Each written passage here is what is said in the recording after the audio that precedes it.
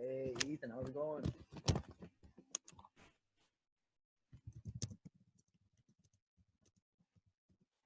Testing 1, 2, 3.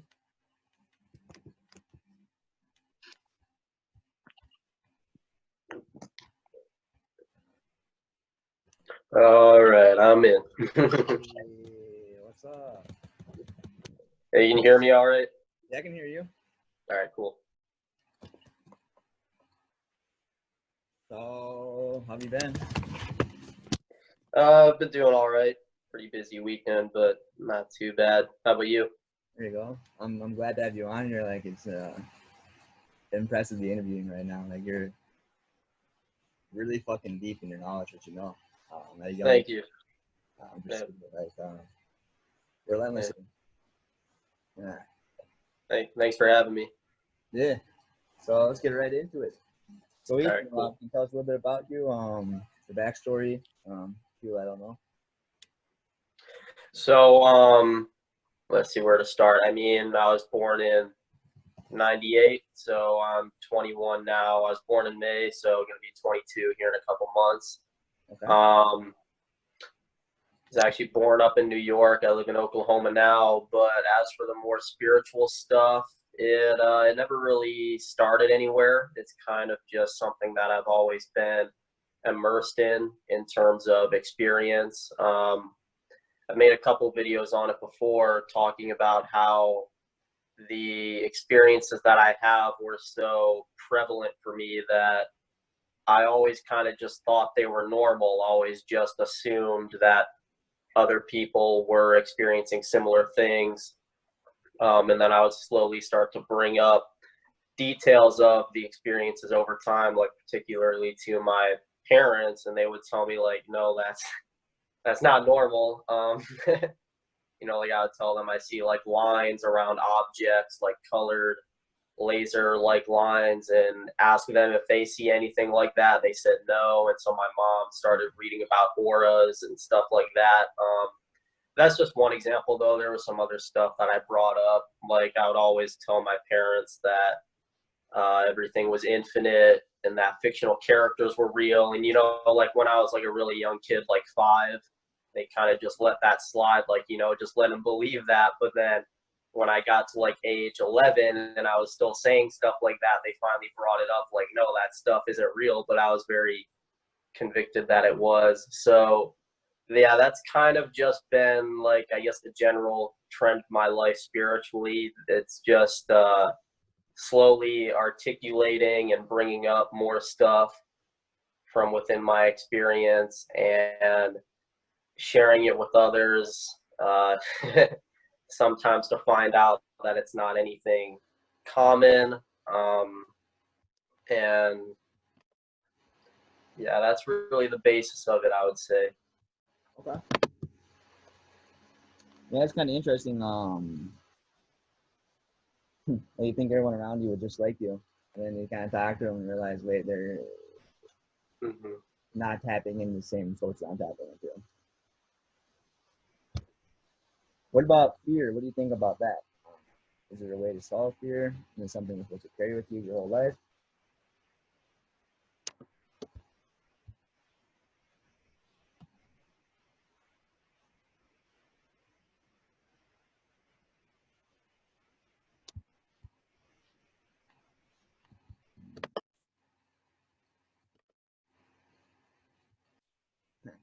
Sorry, cut out there a little bit.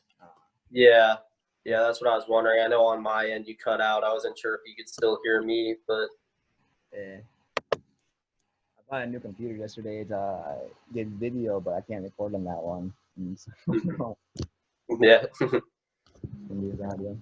But yeah, fear. What do you think about like that? Is there some kind of way to solve fear? Is it supposed to be like an ally of yours? Like, is it Say that again. like the value of fear? Fear. So, I mean, I would say fear. It's really just it's you expanding your boundaries. I mean, we hear kind of the cliche all the time that we fear the unknown. I mean, that's not always the case. Sometimes we fear stuff that we know very well, but every single case when we fear something, it's always something that we don't know how to handle. And sometimes that's because it's unknown. Other times we do know what it is, but we still just don't know how to harmonize with it or how to handle it properly. So fear in either case, I would say, is really just facing something that you haven't conquered yet, and it lies outside of, you could say, like the boundaries of your control or your experience. And so facing the things you fear allows you to expand those boundaries and include that new stuff within it. So you're always pushing the boundaries by facing fear. Now I've heard fear is kind of like the desire to retreat from or to go away from. And then like it's typically tied with love, like its opposite pole, Mm-hmm. and that is a desire to include, to bring into yourself. Mm-hmm. But there's like a lot of studies on like mice and whatnot when they got they're running away from something, Mm-hmm. they're less happy than when they're going towards like cheese, like going towards what they want. Yeah. Mm-hmm. Could you elaborate on that by chance, or like is it just the unknown, or is it what is it? So it's obviously, it takes more effort to deal with the things that we haven't learned how to deal with yet. And so that's kind of the typical response with fear. You either go for it and try to conquer it, or you kind of stay in your bubble for the moment. And that's kind of what the mice running away is. They're choosing to stay in their bubble for the moment rather than conquering something new. That's kind of how I would interpret it. I mean, and eventually we decide to face our fears. I mean, we don't always stay within our bubble forever. Eventually we want to, like I said, expand those boundaries and live in a larger bubble. And that's really what conquering fear does. It allows you to expand your bubble and live in a larger space with experiences, new things to enjoy. Because I mean, you can't enjoy new things until you conquer the new things and overcome your fear of them. Maybe that sounds a little cliche, I don't know, but Okay. Yeah, it makes a lot of sense. I just know like anxiety is very prevalent in America. yeah. Yeah, and I wouldn't necessarily say anxiety is like the same thing as fear. To me, anxiety is more you're just like you're hyper prepared to take something on, you're really just ready to deal with it. It's almost like on the opposite side of the fence as fear. Fear, it's kind of hesitant, you're not sure if you want to deal with something yet. Anxiety is like you're so ready to deal with it that you want it to just get over already. So it's almost like the mirror version of fear, I would say. Okay. Now I've heard you the saying on your channel. To be honest with you, I listened all night long last night. All the videos you uploaded on your channel, and one of the videos you go into saying that it doesn't matter what you feel in this life because you're already tapped into, let's say, your truest self, your most optimal version, a version like in heaven or whatnot, or like a paradise.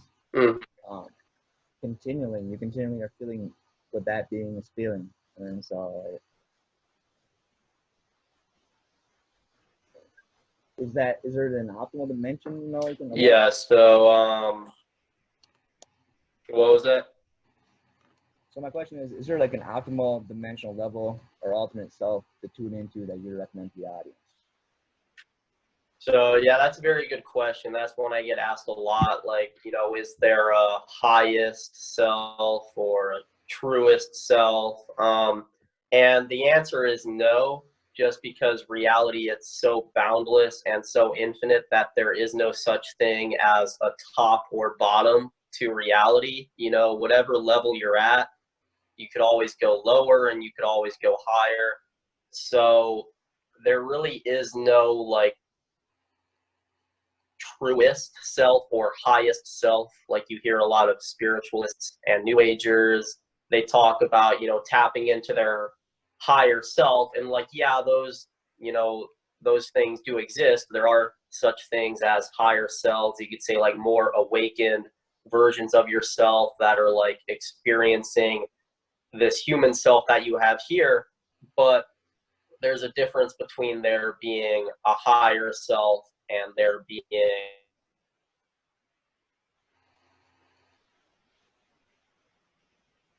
a high tap into, but there's no one highest level just because of the fact that the levels just keep going infinitely. You know, that's like the definition of infinity is that there is no end, there is no last item in an infinite set. And so there's no final level in an infinite set of levels. It kind of just keeps ascending forever.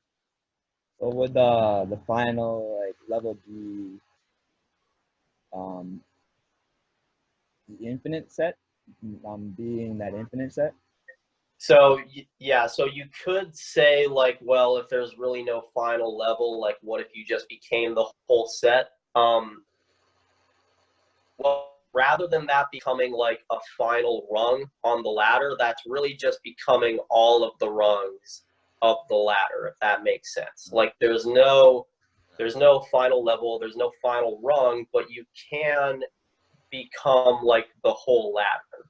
And so in that sense, you don't reach like a top, you become all of the infinitely many levels at once. Such as people who describe a non-dual experience or an experience of absolute infinity. That's the type of experience that they're tapping into. It's not just a specific experience of one particular rung of the ladder. They're experiencing all of the rungs simultaneously, which is why it's called non-duality. You know, like in that experience, there's no separation between the rungs anymore. There's no dualism. It's all duality is collapsed and you become one with the whole ladder, one with all levels of reality, if that makes sense. Okay. That makes a lot of sense. I was following this girl named Almine, Almine, and Mm-hmm. she's mapping out different levels of consciousness, and I Mm-hmm. explore those. It was like some pretty Yeah. esoteric stuff.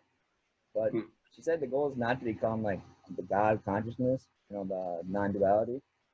It's it goes further beyond that. I mean, there's points beyond that as well, like becoming the whole ocean, a water droplet, if that makes sense. Mm-hmm. Yeah. So is that the analogy that she used, sort of becoming the ocean, or? It was going from you're one of everything Mhm. to everything inside of one. Everything? So like the whole ocean inside of one drop, would that be correct? Pretty much, yeah, the perspective of that. Okay, yeah, that's interesting. So yeah, I've had similar insights of stuff like that too, that which is sort of like paradoxical, like it's essentially a piece containing the whole, like that analogy of the drop containing the whole ocean. Um, I'd be interested to hear her take on that because I haven't yet met anybody else who talks about a sort of paradoxical state like that, because that's essentially not just becoming God consciousness, that's like your individual ego becoming God consciousness, which is a very special sort of state. It's almost like an avatar type thing where God is wrapped up in one ego, something very strange like that. Yeah, yeah, I'll be getting the books someday, and I'll send them over. But what is the hardest struggle you face, Ethan? Um, we make it look easy. We go like we evolve continually and whatnot, and expand our boundaries. It's not all like just top of the mountain. There's some valleys and crests as well. Mm-hmm. Up to that, Mm-hmm. Yeah. and so like when I'm in my hardest struggles, I know I turn towards God and say, "All right, God, how can I be more like you?" And, stupid think I'm separate. But Mm-hmm. as far as you, like, what's your hardest struggle you face in this reality, like in this lifetime? My hardest struggle is honestly being more grounded. And I don't necessarily mean like I have trouble being humble. It's more metaphysical than that. Like I actually have a hard time just being like here as Ethan in this life, uh, just because I've always had this like infinitely massive existential experience. It's like I have to dial in to one grain of sand out of infinitely many just to like, like be here talking to you and moving my hand and stuff like that. And so that's something that I've struggled with is not necessarily maintaining the spiritual experience, but actually really the opposite, like having a more grounded and earthly experience and allowing the spiritual experience to turn into a more practical tool, because it's very abstract and kind of out there right now. I'd like to be able to bring some of those spiritual abilities here and help people in a very practical and physical manner here in this life where it's, like directly gratifying. So I guess it hasn't been like a bottom up struggle for me. It's been a top down struggle. Yeah. I was gonna ask, infinite grains of sand dialing into this one grain of sand called Ethan. Is that from every single direction, or is that normally because like there's a tendency And you cracked out a uh, little bit. are you, I guess, a fear around your body, and then you're dialing into yourself this infinite perspective, or is it more unbalanced, kind of, I guess, like a different shape? So when I'm dialing in, it's kind of, I mean, like I said, I use the analogy of one grain of sand out of infinitely many. But the very problem in doing that is that there's so many grains of sand in reality that there's for each one there's like infinitely many that are identical. And so when dialing into this life as Ethan, I have to really make sure that it's this one because there's infinitely many lives that are identical to this one in every way. And so, I have to like pick out and weed out and really make sure that it's like this one and not just one of the infinitely many others. So that's not necessarily like a directional dialing in, I would say. I mean, it kind of is. It's really just like zooming infinitely far into a picture. Like you kind of just keep going down smaller and smaller and smaller. And there's all these infinitely many sets to dial into. It sounds very mathematical and abstract, uh, but that's the best way to describe it, I think. So you're very detached from this sense. Yeah, yeah, and it's like I don't know how. I believe you said at the beginning that you've watched all my videos, but if you've seen like my very early videos, I don't know if you've noticed, but I look like very robotic. Like my face wasn't as animated back then as it is now. The reason for that is because I wasn't as dialed into this life yet.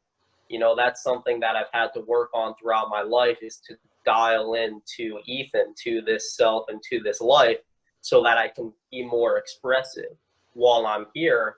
And so if you go back and watch my very earliest videos that I made when I was like 18, I'm not as dialed in as I am right now. And so my face looks very stoic. I look very robotic. Like you can tell that I'm just gone, more or less. More operating more on autopilot than I am right now. The only reason I don't have that stoic look anymore is because I've gotten better at dialing in and being more expressive here, not being so much on autopilot and living as this robot. Yeah. So the girl Almin, she was saying, we live in a dream, that it's this one divine being who's altering infinite potential until acceptable it seems, until acceptable it is to her. Um, and so infinite potential, that never changes. It's the only thing that will change Mm-hmm. your consciousness. Yeah. Yeah. So kind of just to rephrase what you were saying, are you talking about how, like, within conscious, all potential is already like actualized? So if you're experiencing something in like in a dream or in your reality, I guess your consciousness determines what you're experiencing of the infinite potential. It's not like Yeah. you got limited potential. You can only do so much. Yeah. Or like how Yeah. much you're tethered with it in that package.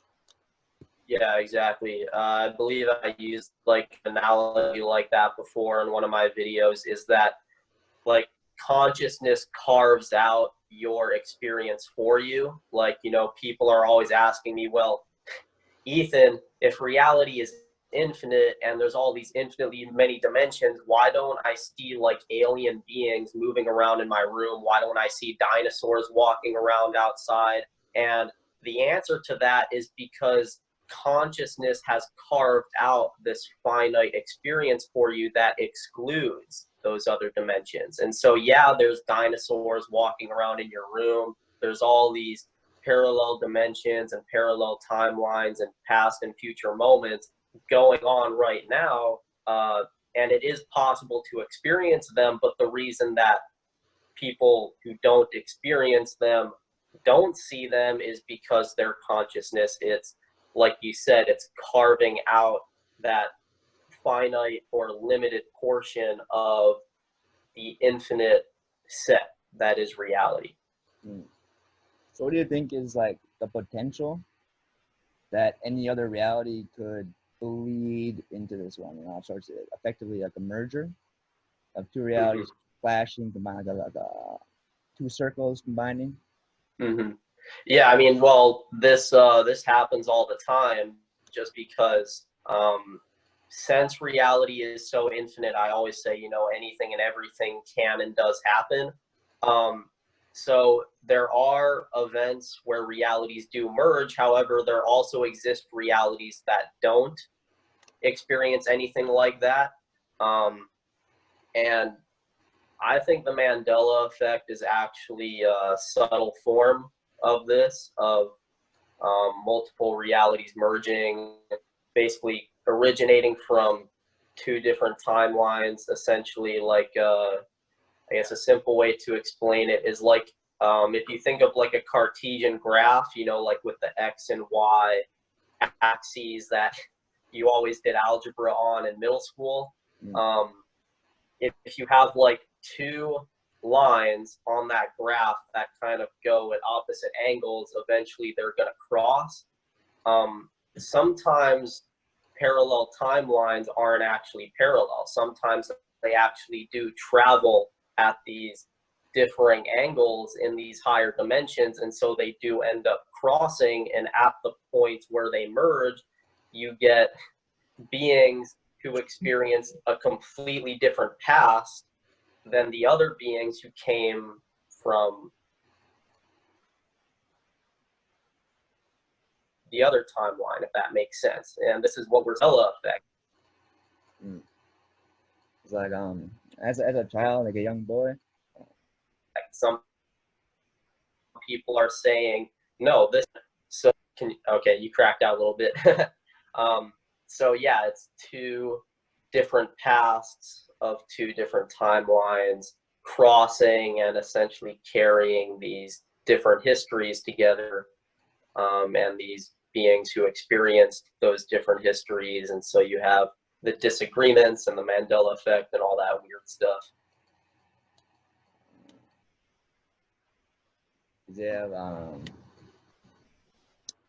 I've seen Kit Kats, and that in my memory they have like a white bar between the T and the K. Mm-hmm. But like official narrative is it's always been one word Kit Kat. I don't see it Mm-hmm. now. Yeah, yeah, yeah. There's a yeah, there's a lot of like small examples like that. There was the Star Wars one too that a lot of people were talking about, where Darth Vader doesn't actually say, "Luke, I am your father." you just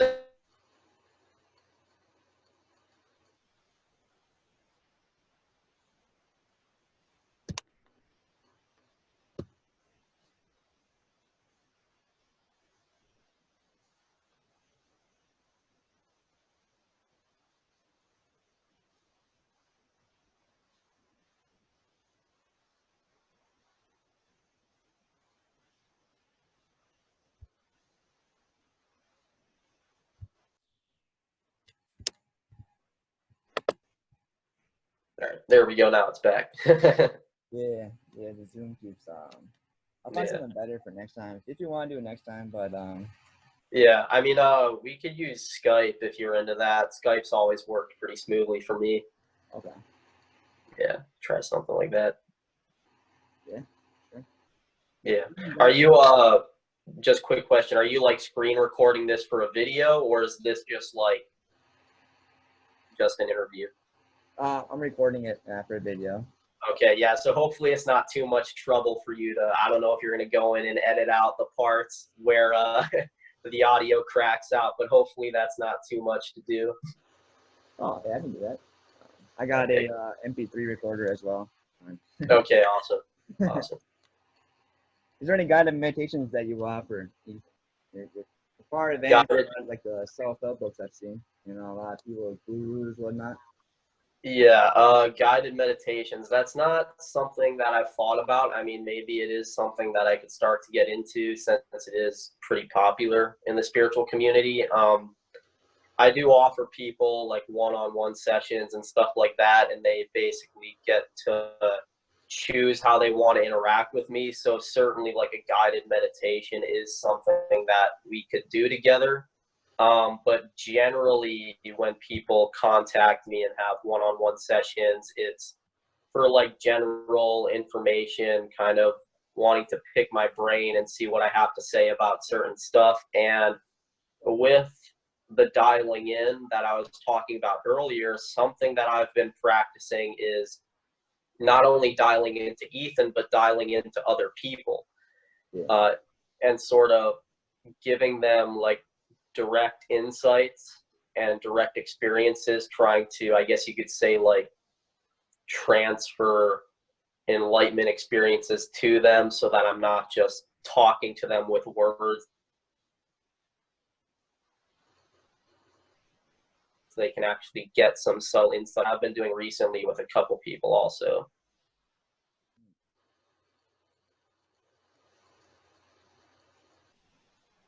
What about the fundamentals of your practice? Do you have like a beginning, middle, end, like relaxation? Then you have like a goal. Then you have some kind of like, there's different people have different like ways Mm-hmm. they begin like a practice. Mm-hmm. Yeah, that's what's very strange about my practice is that it's, I mean, it sounds cocky to say this, but like I've always just sort of been like a natural at it. Yeah, Like, everybody has like their natural talents. For some people it's sports or school and stuff like that. For me, my natural talent has always been just spirituality. So it's never been something that I've like really had to like mark out in my schedule to practice. Like there's not really any techniques I do. It's kind of just I'm always immersed in my experiences as I go about my life. Like when you're walking around doing chores, you don't have to think about breathing or your heart beating. It's just something that you naturally experience. That's kind of what spirituality and spiritual experience is like for me. It's not really like a practice to me. It's kind of just a general part of my life, if that makes sense.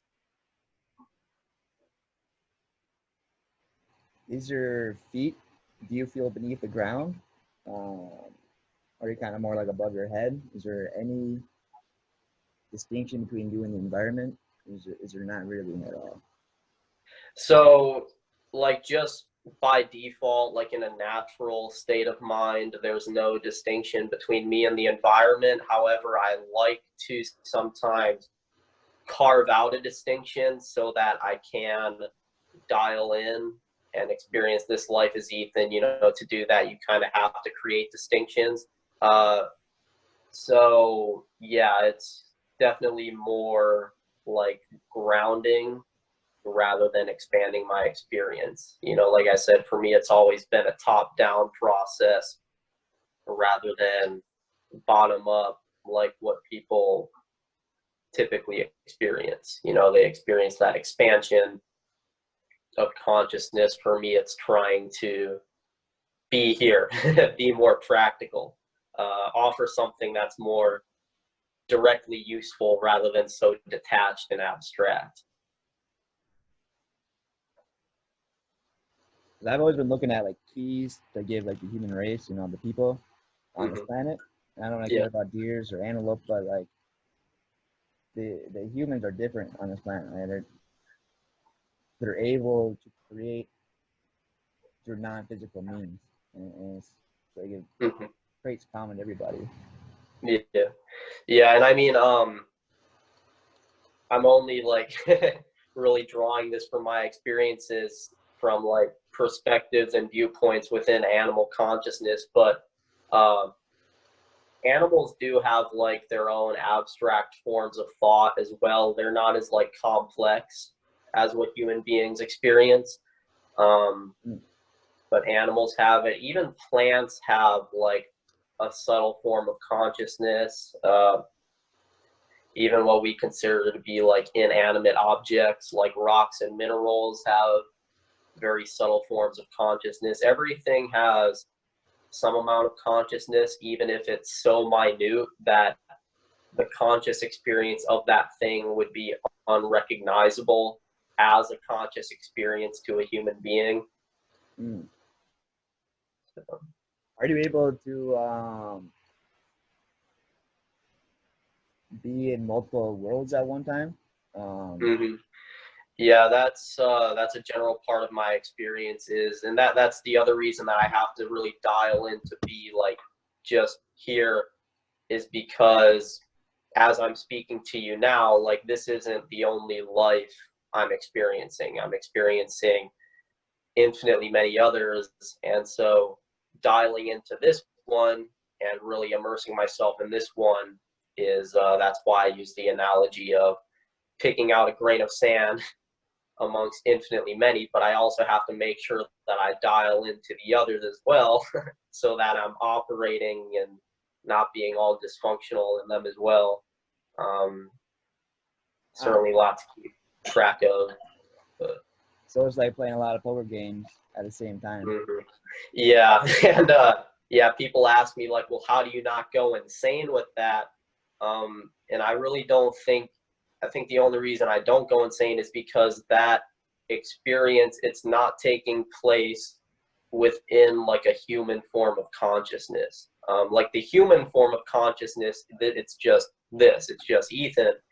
But this broader experience of all these infinitely many other lives, it takes place within a form of consciousness that's much more flexible, much more versatile, and is able to handle that sort of an experience. And so that's how I don't go insane, like how a human form of consciousness would, experiencing that.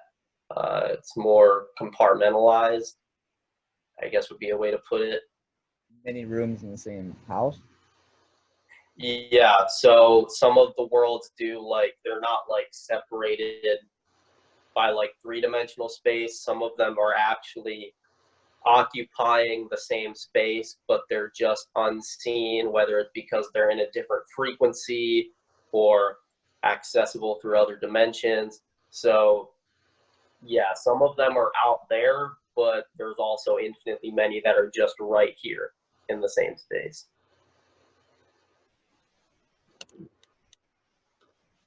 How would you bring, let's say, a supremely enlightened alternate self, not even like a parallel self, but just an alternate version of you, that's able to traverse different realities and bestow upon gifts upon different versions of himself? So yeah, and that's actually part of my current practice, like what I was talking about, like lending people these enlightenment experiences, that's like a form of that practice. It's something that I'm not only working on with this self, but other selves as well.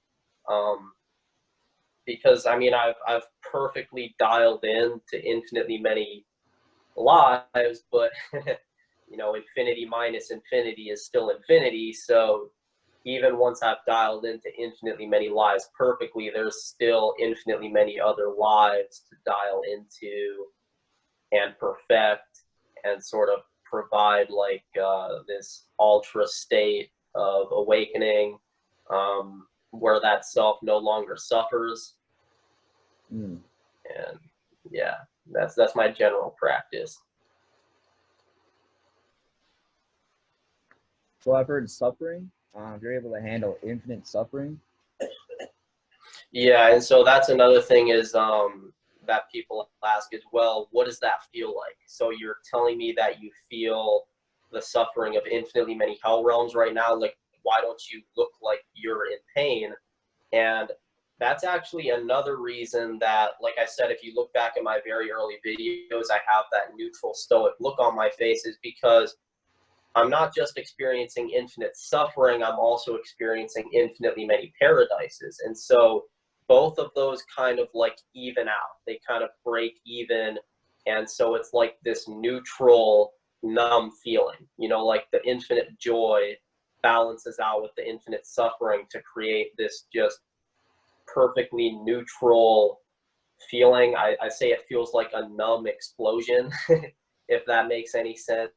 And that's why I used to just have that neutral look on my face, because that was, you know, the expression of me experiencing simultaneously infinitely many negative things and infinitely many positive things. And so it just neutralized, it all neutralized. And to now have facial expressions that aren't as neutral, that's just a byproduct of the fact that I've learned to dial in to this particular experience better now and sort of leave all of that infinite suffering outside of Ethan's particular consciousness, sort of like make those distinctions, like what you were talking about a couple minutes ago. Mm. So you're telling me you have a completely neutral, balanced out, like you're living like in the center of the poles, kind of like So you're it's living. not necessarily living at the center, it's just all of the infinitely many pleasurable experiences and all of the, like, think if you were to have like infinitely many pleasurable experiences and infinitely many painful experiences, that's all gonna neutral, it's all gonna neutralize, you know, like you're not gonna have a painful expression on your face because you're also having joyful experiences. So it kind of just all equalizes. The whole experience it's like the yin and yang symbol, or in traditional Chinese it's pronounced yin and yang, but it's like that symbol, you know, you have both sides, the dark and the light, uh, that kind of harmonize and neutralize each other. So if you're getting that infinite amount of darkness simultaneously with an infinite amount of light, you're going to have a neutral expression. You're not going to look like you're in pain or like you're having fun. You're going to be just, your expression, your facial expression is going to look directly in the middle. So Now with me, back in like college, I guess you could say. I'm 24 years old, born 95, but hearing that this reality may be a dream or like maybe like a simulated reality, people believe, or like even a third option, you know, it's some other something else. yeah, I think yeah. So that's another thing about reality, is that kind of like how I was saying earlier, that there's no truest self. There's always infinitely many higher selves that are like more real. It's the same thing with degrees of realness. Like reality isn't so black and white, you know, like there's infinitely many shades of gray, and so there's infinitely many levels of realness. It's not that some things are real and others are not, rather it's that things are more or less real relative to other things. So there's infinitely many levels of realness, and as you ascend, things get more real, so to speak. It's not that you reach a point where the world you're living in is real and like the world or simulation you came out of is fake. No, rather the world you came out of, it did have a degree of realness. It was just less real than the one you're in now. So there's not like a simulated world in the sense that this world is fake and there's some objectively real world out there. It's infinitely more refined than that. This world has a degree of realness, and there's infinitely many worlds that are less real than it, but there's also a boundless number of levels that are more real than it. Hopefully that makes sense. So I've heard people like define God as like this like, cumulative, Of all those levels. yeah, of everything, you know, like of this Yeah. dream though, you know, of this like is outside the dreamer's body. I mean, it's in your mind, you sleep at night, it's happening, it's in your brain. Yeah. Body in your dream. It's you don't really experience your body in the dream. Yeah. Yeah, for sure. Mm-hmm. Yeah, and people ask me too, well, what do more real worlds feel like? Like, how is something more real or less real? And what I tell them is, well, think about how you come to define this world as real in the first place. You know, it's like it's tangible. You can put your hand up on a wall and you have an experience of the texture, and it's very physically there and tangible.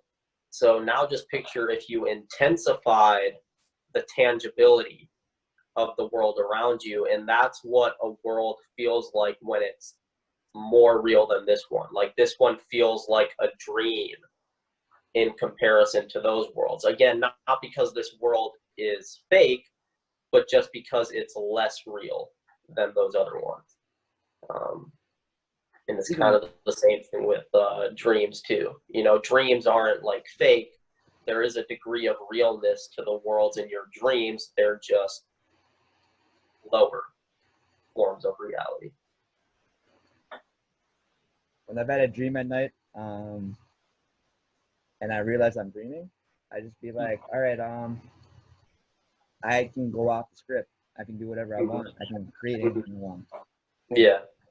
When I wake up, if I have like a nightmare, I solve the nightmare in my dream. I just visualize like the environment of my dream, and visualize a new outcome. You know, it's divine enlightenment. I have the power to do that. Yeah. Yeah. So are you a very good lucid dreamer? I mean, it sounds like it. Not really, to be honest with you. It's not so much that. It's Yeah, it's a very interesting practice for sure, lucid dreaming. it's just like I'm aware I'm beyond the dream, but when I'm inside of it, it feels like it's beyond me. I'm encapsulated in it. Yeah, that makes sense. What's your favorite part about gymnastics, Ethan? It's a hard sport. It's a really hard sport. Yeah. You got your line.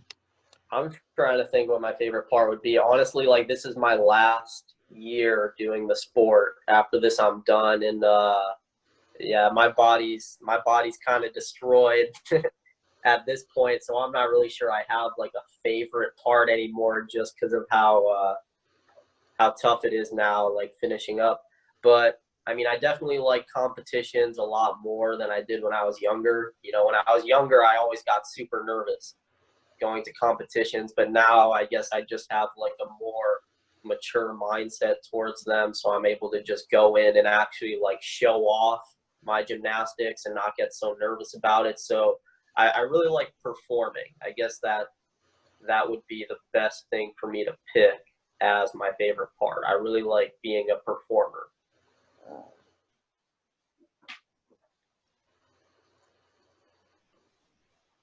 What would you wish of a genie? Fucking omnipresent genie said you can have whatever you want. I'll give it to you. No strings attached. What would you ask for? Hmm.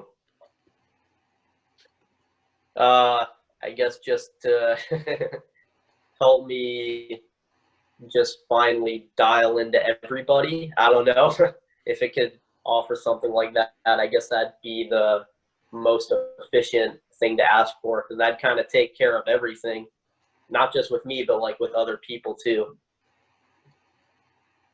Kind of get everybody in one go.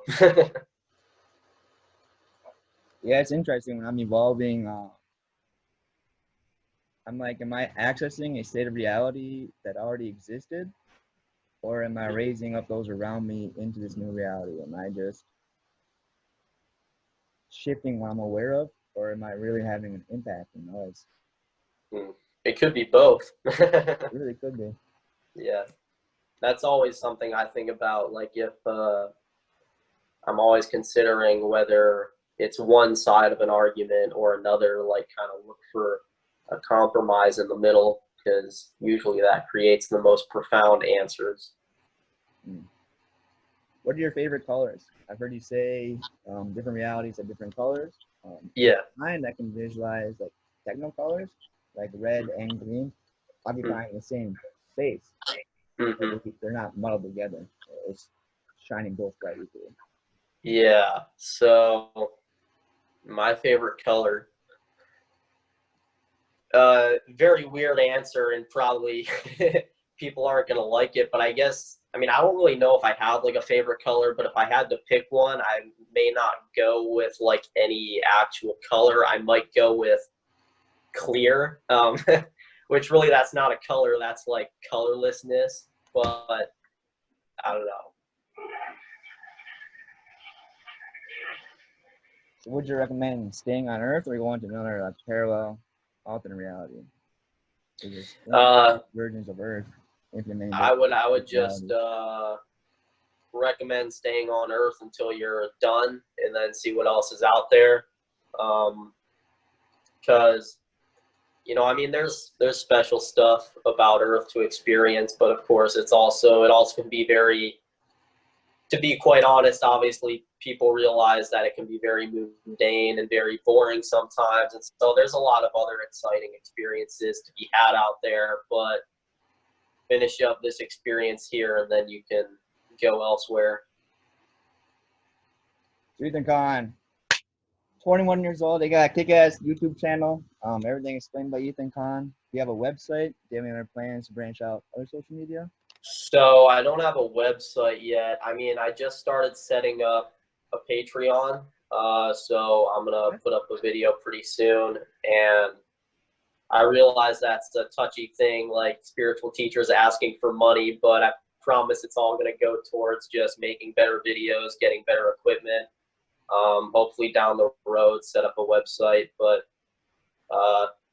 not many platforms that I'm on right now, mainly just a YouTube channel. Is there any way to utilize the parallels to influence attributes of the past or present? I've heard quantum jumping by Bert Goldman. I took that program.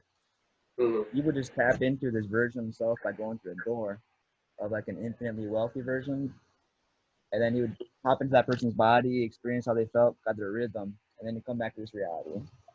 Mm-hmm. Yeah, that's definitely something that can be done, and it is a lot easier to bring back useful information like that if you're not having an experience that's is unbounded, is mine. That's kind of like a negative aspect of me having such an unbounded experience, is that I really have to pick out which information and which knowledge is going to be useful in this particular world. It's a lot easier to find practical knowledge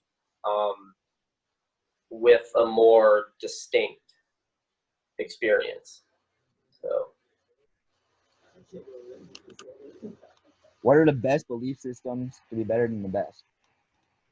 best belief system. So every belief system, it's got, it's right to some degree and wrong to some degree. um, but I think, like, for quick examples, Buddhism and Taoism really like have a broad grasp of the nature of reality. Like no other, at least no other major belief systems really realize the impermanence of everything in reality. Buddhism and Taoism really grasps that. I think they grasp the nature of infinity the best out of all of the belief systems. But every belief system has something profound to offer that may or may not be found in the others. So I had this idea that I can be anything and be anyone and do anything. Mm-hmm. AI is gonna come out to the scene in a couple of years to this world, Mm-hmm. 1,000 times faster than what we are right now, and then it can absorb information simultaneously through every device. Like, is there a way Mm-hmm. that we can become better than that? We Yeah. use our consciousness, which is unbounded, and Mm-hmm. compete, or are we just gonna be slaves to our own technology? Kind of like, what do you?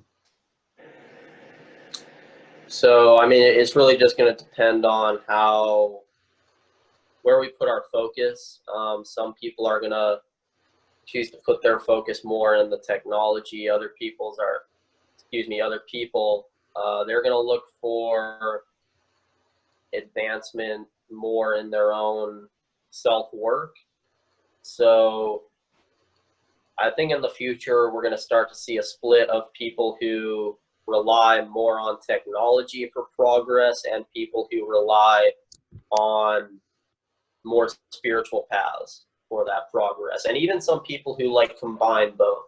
I mean, certainly they don't contradict each other.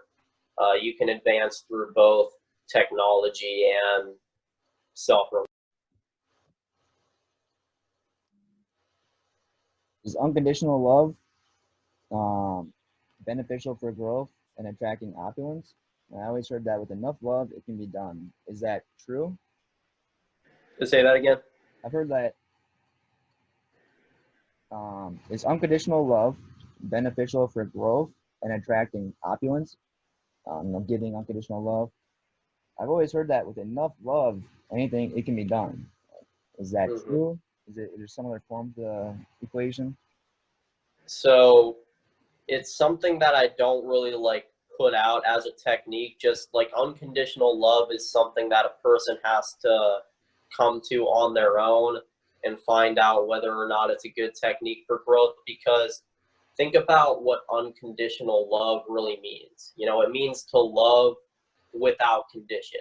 So, like a very extreme example is like if somebody kills your family, you still love that person. You still love that murderer despite what they did.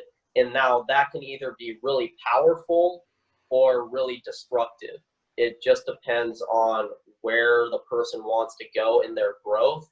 If they want to find inner peace, then unconditional love is a great way to grow. You're not going to have so much anger towards that person who hurt your family. But if you're looking for something like a more external practice, like you're trying to better the world, then unconditional love might not be the answer for you, because you can't just let murderers get away with murdering. So I guess an easy way to put it is, if your practice is for internal advancement, yes, unconditional love is a great way to grow. If your practice is for external advancement and to help the world progress, then you don't really want to focus on unconditional love. You want to make sure that you are holding people accountable and only loving them or rewarding them based on their conditions, and what they've done. Now, what are the building blocks of manifestation? Is it So I perception? might not be the best person to answer Thinking? that, just because usually manifestation comes from a bottom up approach, which I don't experience. Like what people accomplish through manifestation, I have to accomplish through dialing in, which is a completely opposite direction. But I guess I got to offer a little on the subject is that manifestation, it all really starts in the mind, and it sounds very cliche to say that, especially since the mind is such an abstract thing to work with. Mm. But the clearer the image and the more detailed the image you have in your head is, the easier it's going to be to build whatever you're imagining in life. You know, you want a more detailed blueprint that'll make it easier to guide yourself in building up whatever it is you want in your life. But that's that's probably about all I have to offer on manifestation.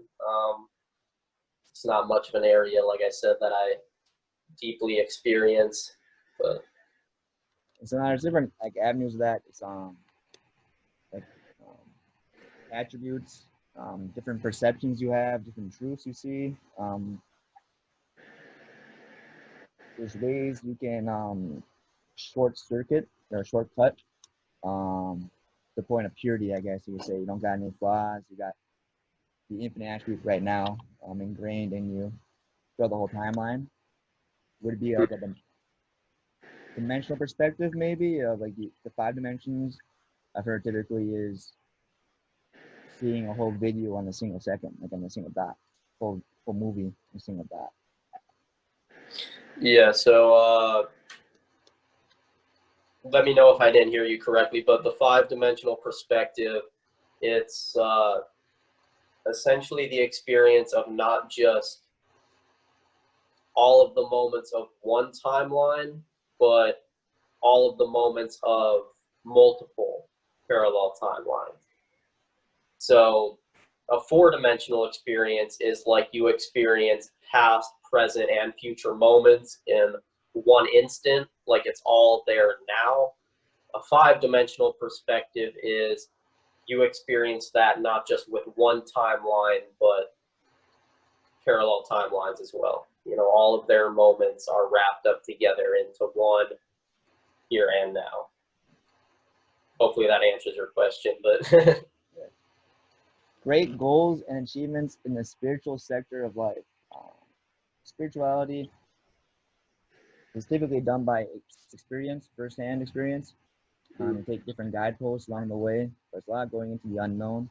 Um, is there any steps that once you've achieved them, it's like a checkpoint, milepost of sorts? so it's really going to depend on the person's path as to what guidepost they run into first. But generally, with spirituality, the first thing that comes is you start to become very curious. You start to want to see things that aren't in your direct perception. You feel that there's other unseen things to learn about and to interact with. Everything starts with that curiosity. Like every single skill development really starts with that. So that's pretty common. And then you start to go about searching through different practices that could help you learn about the stuff that you don't see and experience, and different techniques to maybe help you expand your awareness. And the important thing to know about that phase where you're searching for what techniques work for you is to realize that different techniques are going to work for different kinds of people. So you're going to hear some people telling a group to go about a technique that didn't work for you at all. And a lot of people will say, oh, that's wrong. That didn't work for me. They shouldn't be teaching that technique. But that technique, just because it didn't work for you, doesn't mean that it won't work for other people. So each person just has to find what technique helps them grow, and then they'll know that they found that technique. That's probably like the second check mark. They'll know that they found the proper technique for them once they start, well, seeing progress. Doesn't really get more complicated than that. Just you're either seeing progress or you're not. Don't make it any less simple than that. If you start to have very strange paranormal experiences and you start to get new insights and new feelings and perceptions about the world, then you know that you're making progress and that it's good for you to continue with the technique that you're using. So yeah, that's the second checkpoint. After that, the checkpoints become a lot more varied. Like somewhere down the road, maybe you'll get either contact from some being, and that'll be like a checkpoint for you, or some people will get like an experience of oneness that they call an enlightenment experience, and so that's more of a non-dualistic type of checkpoint. So after those first two, it really can go off in a variety of directions. So now my goal is to master every attribute, every skill, both known and unknown. Mm-hmm. Hidden infinite potential, there's a version of me that's already done that. Mm-hmm. Yeah, there's certainly a version of you that's mastered infinitely many different paths and techniques. And now it doesn't even really matter if it's a version of you, because technically, like, there really are no like alternate selves. I know I was talking about higher selves, but with alternate selves or quote unquote versions of you in different realities, they're not like you, and so you can dial into other beings who have done that just as easily as a being that you might look at and say they look like you or something like that. So it doesn't even have to be an alternate version or what you consider to be an alternate version of yourself. It can be any being that has accomplished that. You can find some way to eventually interact with them and maybe siphon off some of their knowledge in order to gain that. What is the greatest gift of love? Greatest gift of love. There's a lot. I mean, joy probably the most packaged answer, I would say.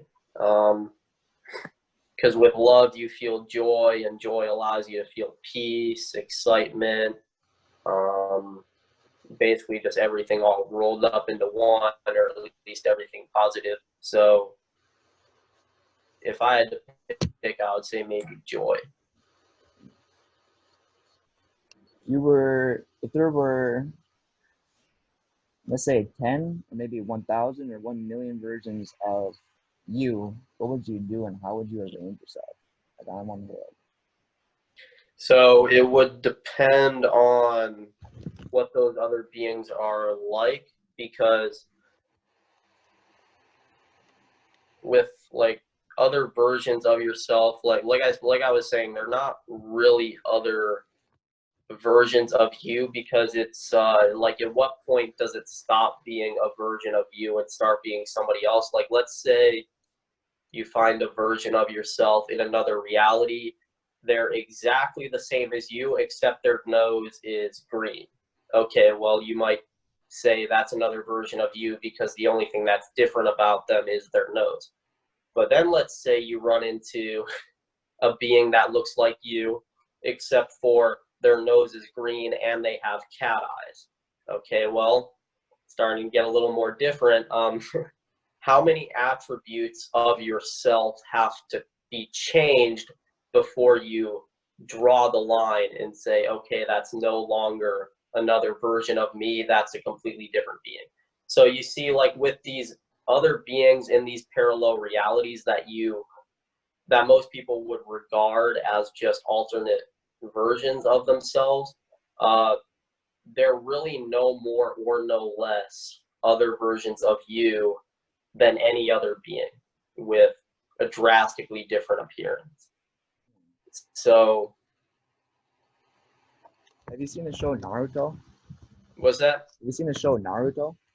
Naruto. My brother used to watch that a lot. Like when we were kids, sometimes I would watch it with him, but I never really followed the show, at least not episode by episode. Literally had this ability where you could create like copies of himself, and then when each copy died, it just went back to his collective, to his body. He got his memory of what that being did. Mm-hmm. So he used it to learn skills very, very, very fast. It took 3 years for one person to learn something. He would Mm-hmm. create 100 copies of himself and get it done in 3 days. Mm-hmm.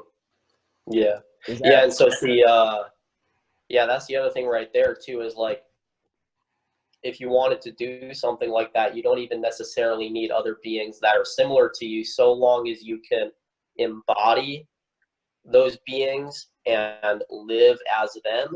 You essentially are experiencing the same thing as having multiple copies of yourself. And so you can go about doing one task as one of the beings, and another task is you, or a third task as a third being, etc. So yeah, the beings don't even necessarily have to be similar to you to multitask on that level.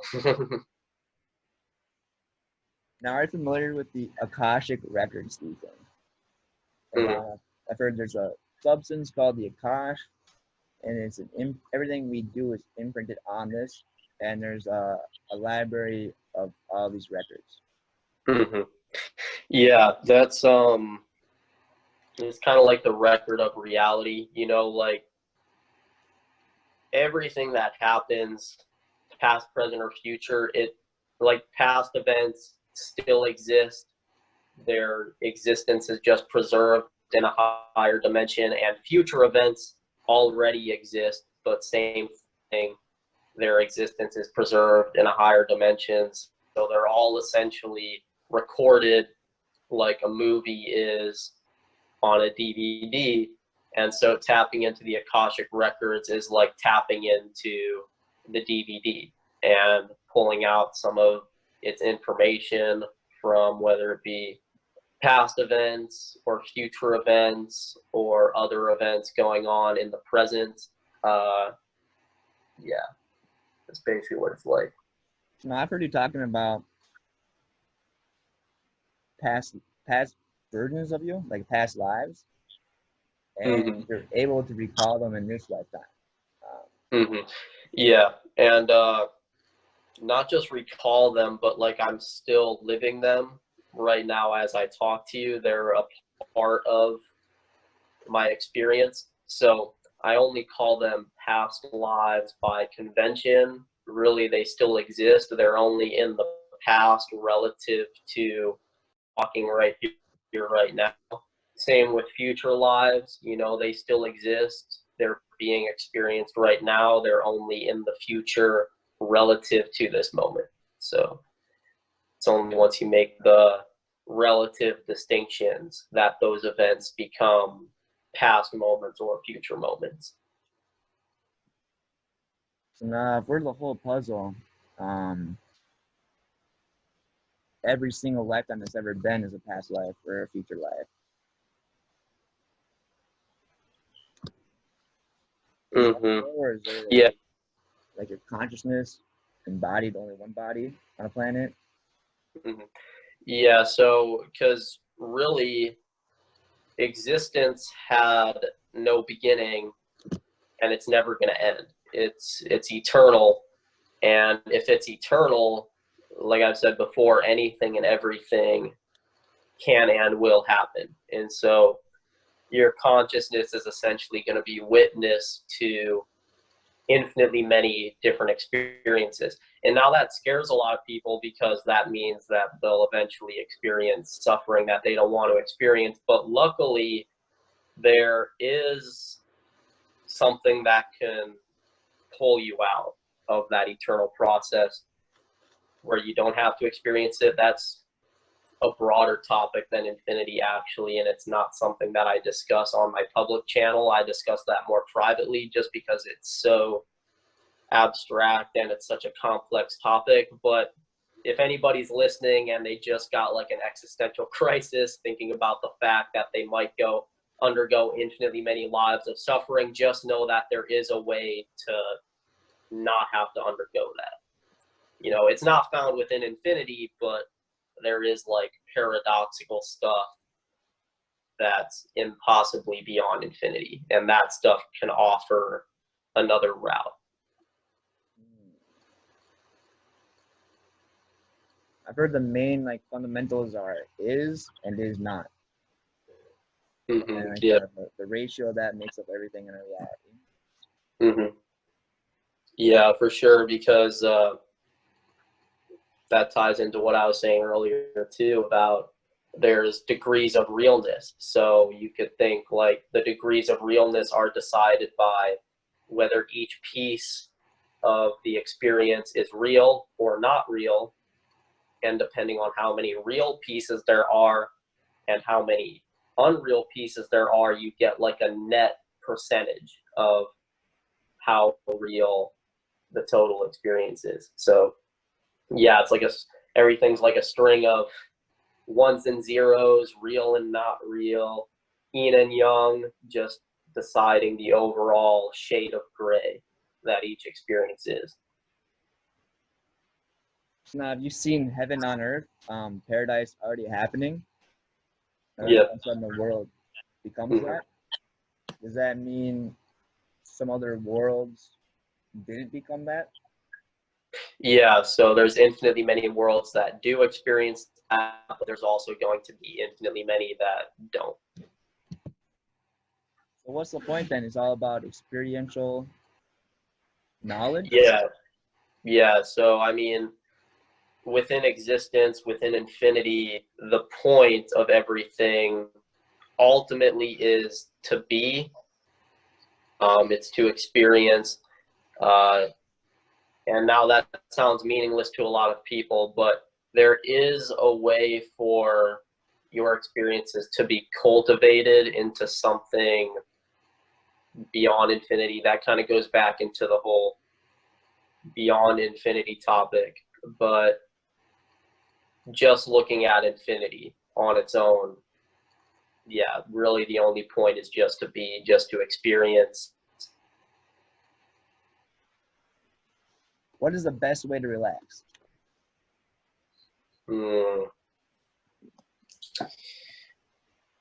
That's more of a tough one to pin down, just because some people are going to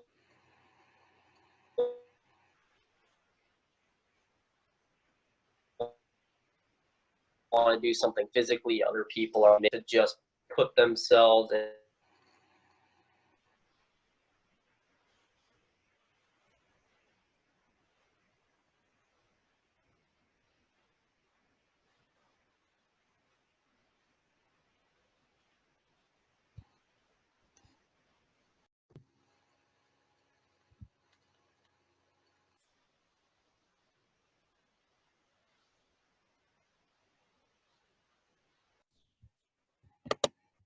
There we go. All right. Yeah, so I was just saying a lot of people may have to do something more physical to put themselves in a relaxed state. So that's more of a vague answer, or yeah. How to decipher true intent from false? So you'd have to first define like what would be a true intention and what would be a false one. So like, could we say that a true intention is just when somebody is actually doing something for the reason they say they are? That's probably the simplest definition of a true intention. And to know whether somebody is really after something for the reason that they say they are, you have to look at more or less how they're acting and what they're doing once they attain what they're after, so like let's just say somebody wants to make $1 million and they say they want to make $1 million because they want to become an entrepreneur. um, if that's a false intention, if as they're bringing in the money, they start putting their money elsewhere or start blowing it, then, you start to see, well, they're not really saving it up. They're not really putting it or investing it in useful places. They're kind of just blowing it on themselves.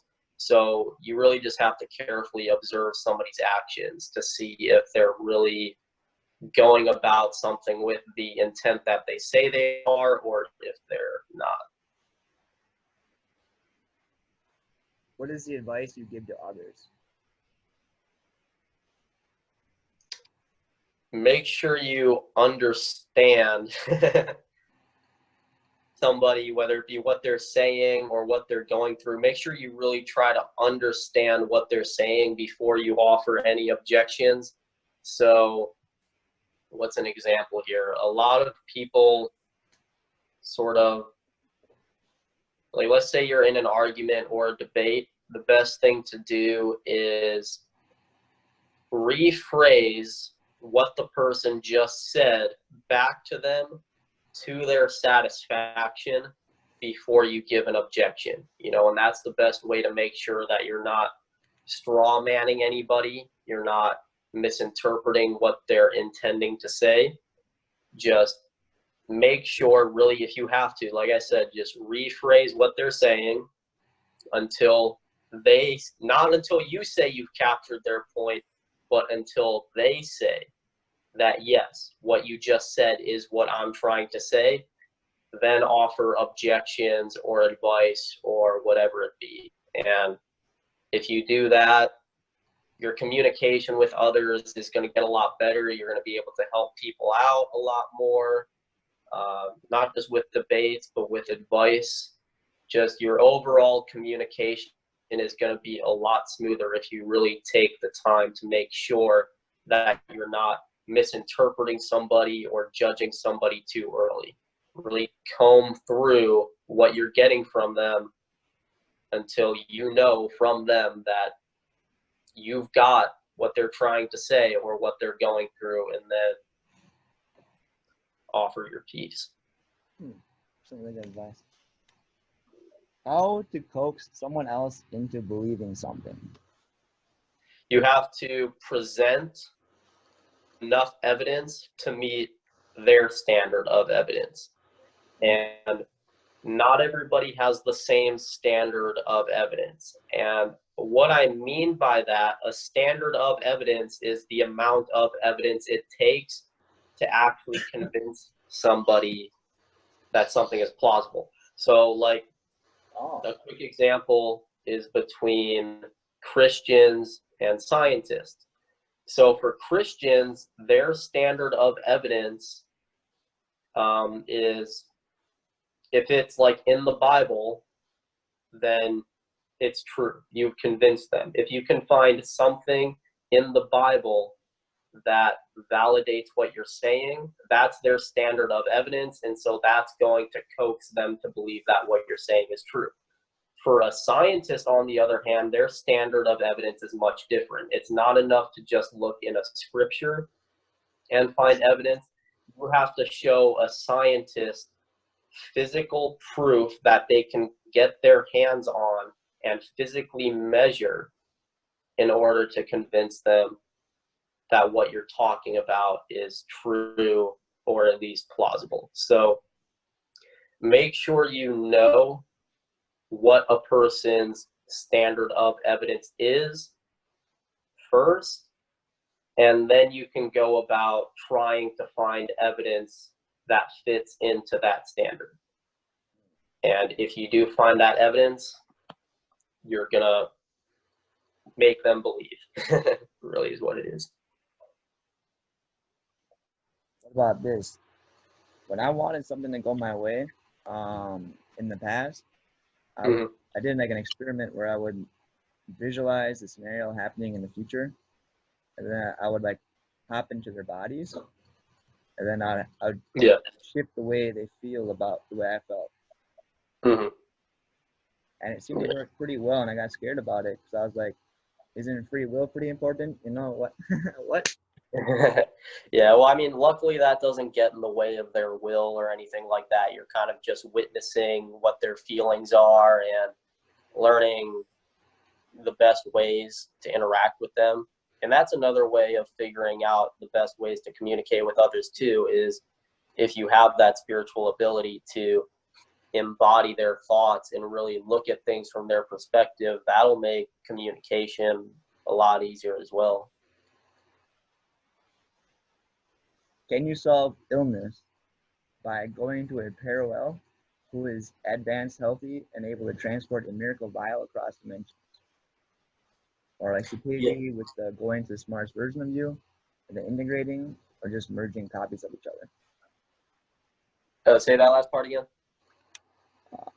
Or with stupidity by going to the smartest version of you and then integrating, or just merging copies of each other. So you're not completely integrating, you're just merging your copy into you. Mm-hmm. Yeah, so that kind of ties into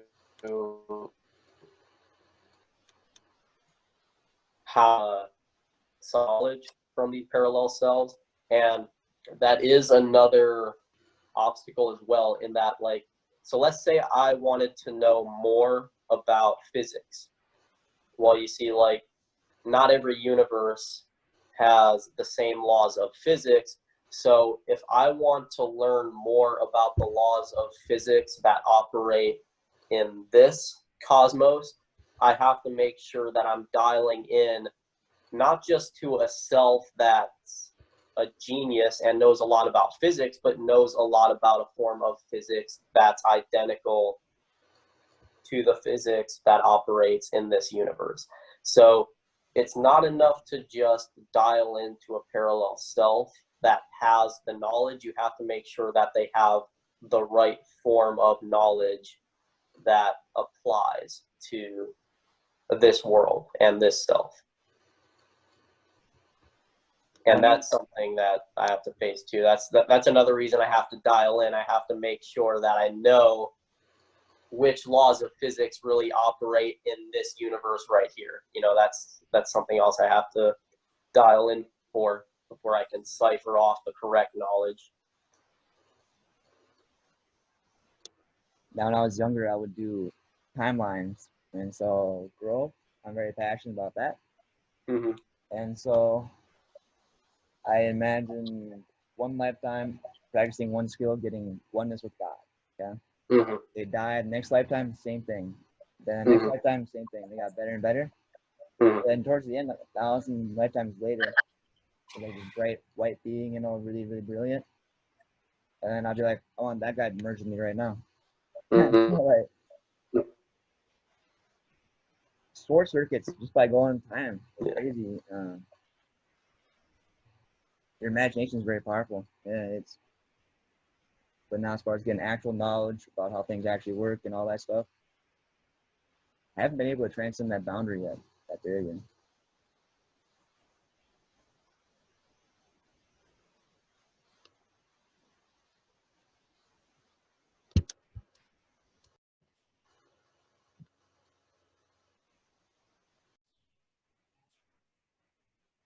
I am super sorry about this, Ethan. Oh yeah. No worries. I'm listening just to make sure that I'm not still talking once it cuts out, just so that I don't have to backtrack or anything. But yeah, what I was saying, imagination, it's a very subtle form of accessing some of these other realms. And if you can like cultivate your imagination, you can start to have more real and tangible experiences of those realms to where you can actually physically interact with them, kind of like what you were almost describing. Yeah, I've heard for like astral projection, my guy would say when you're driving, just imagine that you're flying off into outer space or whatnot, or flying up. Just like imagine weird scenarios that don't really happen. Just Mm-hmm. see a Yeah. copy of the physical realm. You see a copy of it, just like an Mm-hmm. outline above it. You know, Yeah. And that's how he'd recommend tuning into that aspect. Hmm. So, is there any limit to what you can imagine? Is it based on your awareness and knowledge of what you know? Is it based on your identity? Yeah, pretty much. I mean, like for example, colors, the new colors that I was talking about, those aren't things that can necessarily be imagined by a human mind. Now, sorry, someone just fell over. But they are still capable of being imagined. You would just have to go outside of human consciousness to do it. So if you're operating from within a specific form of consciousness, there's only so far that your imagination can go. If you're able to step outside and explore other forms of consciousness, then you're increasing the potential for your imagination to truly be boundless. Ah, because isn't it interesting in a dream? You perceive things still, but they're not looking through physical eyes. It's like you're able to imagine perception. Yeah, yeah. Because I mean, physical eyeballs aren't the only tools or instruments that can be used to see things. Like it's possible to see things without eyeballs. It's possible to smell things without a nose because eyeballs and noses aren't the only instruments in reality that can be used for seeing and smelling. There's infinitely many other types of instruments that can be used. And so when you're in a dream and you aren't actually using like eyeballs, you're using another type of instrument to see the things that you're seeing.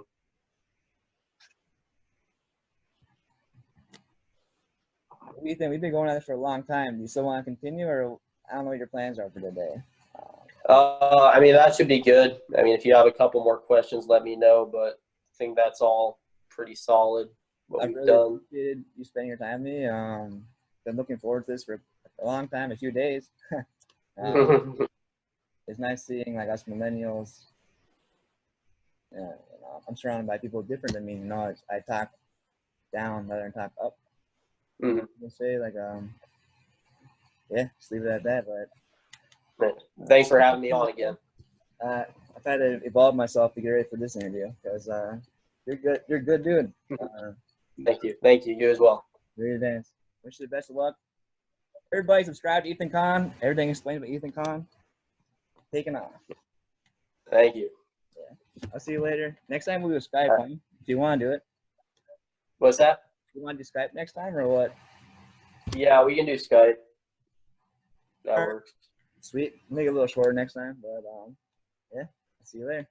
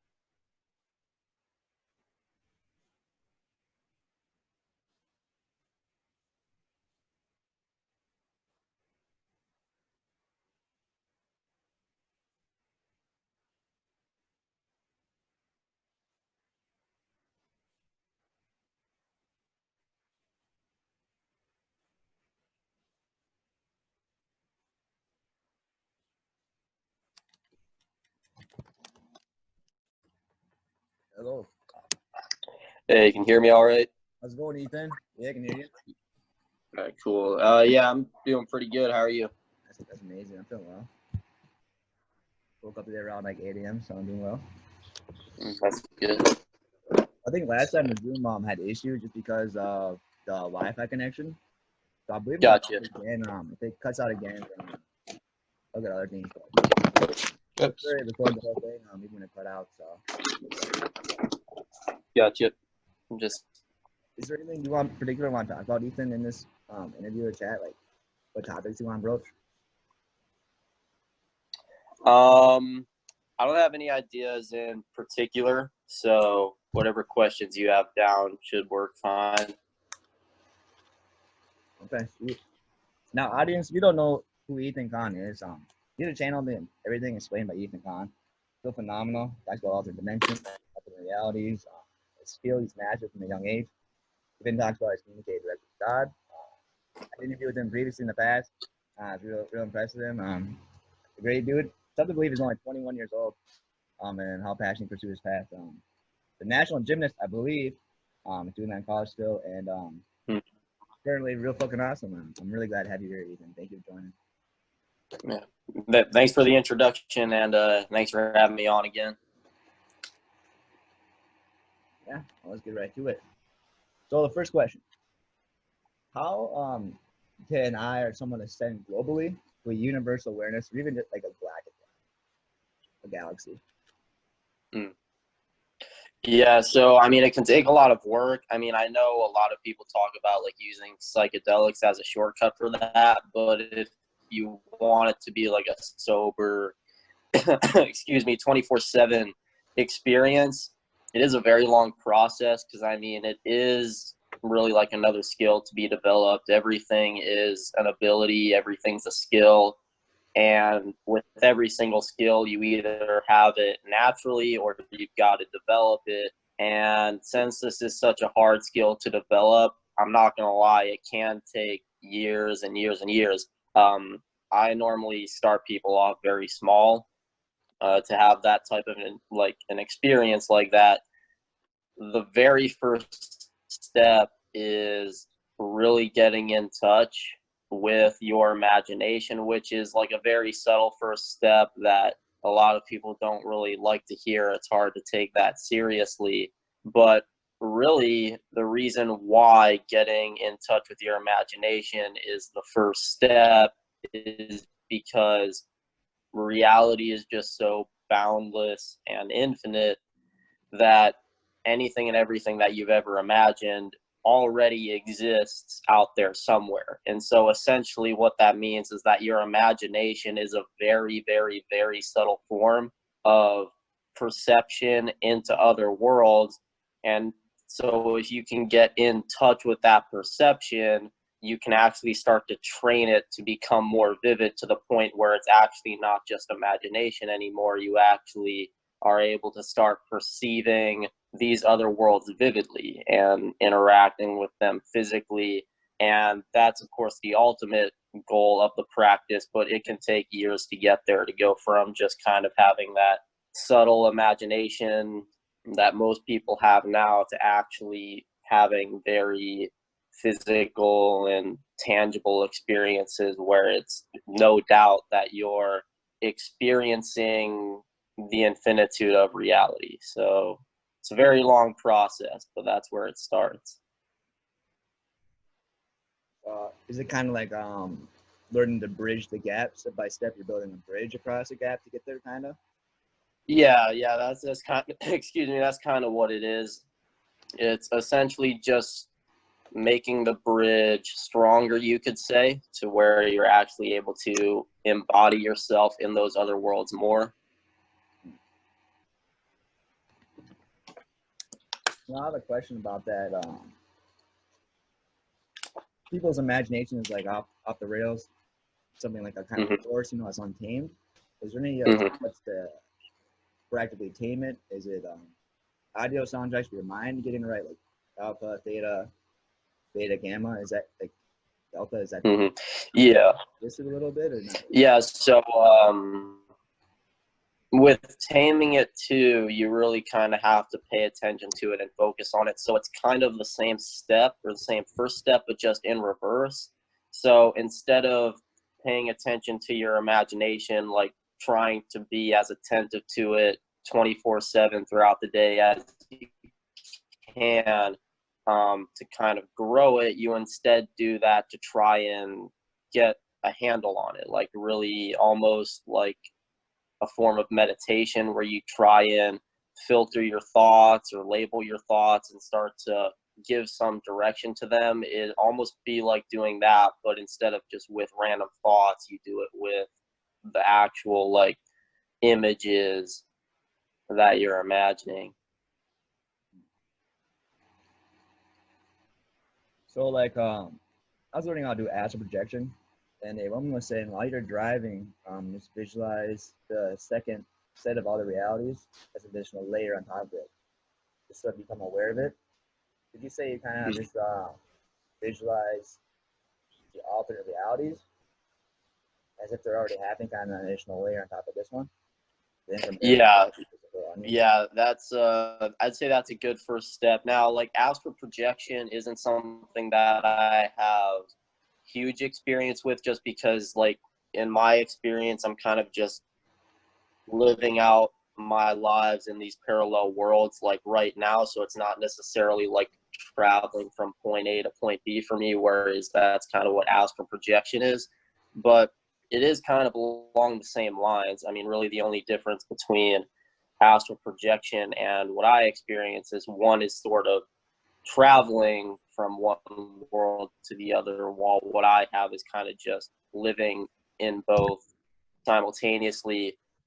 But with either method, you have to be able to connect to those other worlds. And so, yeah, what you said, I think, is a good first step for astral projection. It all draws back to visualization, really. Visualization, imagination, all of that is all you have to work with at the start. That's like your seed. That's what you need to grow, and it's not a lot to work with. That's why most people don't take that first step very seriously, because it's you start out with so little, but that's all you have, and you have to play the cards you've been dealt, and so that's what's there for you to grow. How to feel consecutively into different realms and awareness. Say that again. You cracked out a little in the middle. Sorry. So how would you feel consecutively into different realms and awarenesses?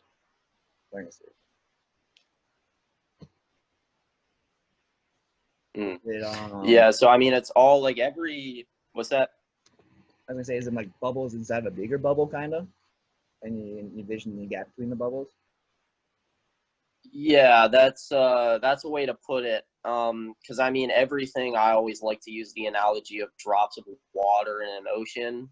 So like everything is like a piece of reality, but not like separated from it. Kind of like how drops of water, they're pieces or portions of the entire ocean, but they flow into the rest of it and are one with it. So these other far off worlds are no different. They're other drops of water. And even if they're very far away and very abstract, they're still connected to this world, at least to a minor extent, because everything in reality is connected to everything else, even if it's just like a tiny infinitesimal connection. So yeah, there's always like what you're talking about, like bubbles within bubbles, or they always have some connection with the other bubbles. And so your visualization, that's a form of minor connection with them that you kind of just empower and grow to, you could say, like draw the bubbles closer together or make it easier to traverse between the bubbles and all of that stuff. So your tension is pretty much drawing them closer to you, and or farther away. Yeah. Potentially. Mm-hmm. Yeah. Wow. Mm-hmm. So here's another question, Ethan. How does someone access the death realms, or who you were before you were born? Yeah. Okay. So that's comes, I would say, more after the first step. So once you really start to connect with your imagination and with your visualization to the point where the experiences are getting more vivid and you're starting to actually receive information that you know you couldn't have possibly imagined on your own. So like to give an example of that, like let's say you start off by just talking to like imaginary friends. Well, obviously they're not going to be able to tell you anything that you don't already know because they're still just entities within your imagination. But as you grow that ability, you're eventually going to start to be able to contact entities that are outside of your perception, and they're going to be able to give you information that you couldn't have possibly imagined. So, like, for example, you haven't looked at the time for hours, you have no idea what time it is, and you ask one of them, what time is it? And they tell you the exact time down to the minute. So you obviously know that they're not just an imaginary being anymore. You've actually made contact with an outside intelligence that is able to give you information that you didn't have access to.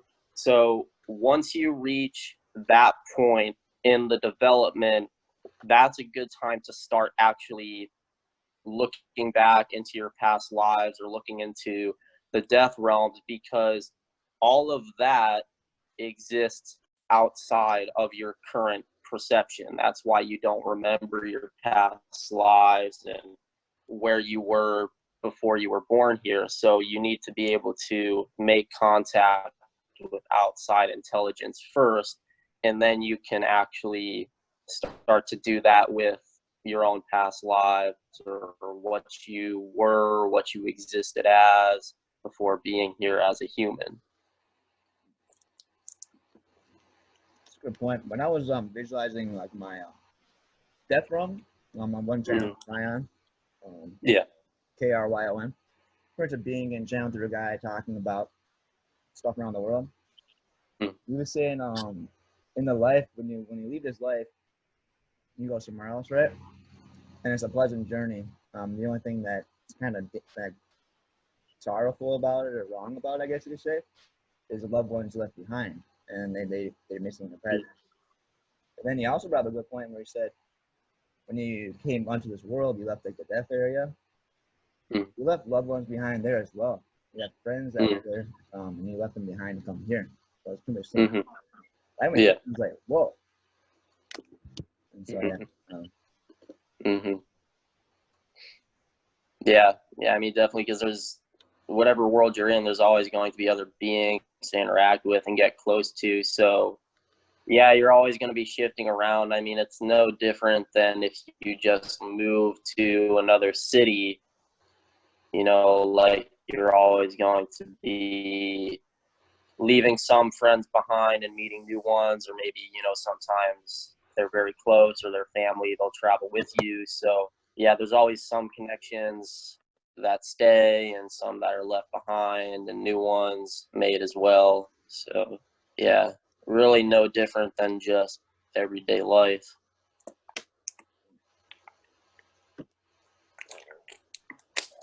how many lifetimes can you see?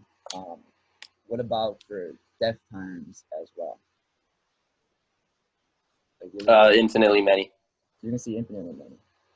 Yeah, so like when people ask me, what's the spirit world like, or where do we go when we die, the only answer I can give is there's a boundless number of them to go to. So not everybody has to go to the same one. That's why so many cultures throughout human history have had different afterlife myths. People are wondering, why are they describing the afterlife so differently? It's because they're describing different afterlife realms that people in their culture would travel to, but they're not universal afterlife realms that everybody goes to without question.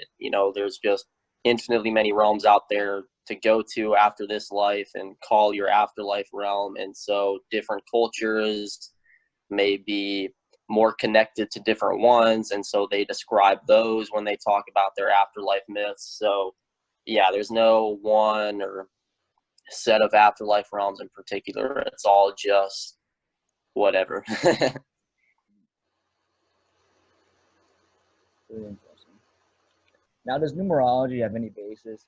I hear gematria, numbers on a clock, seconds in a day, date and time.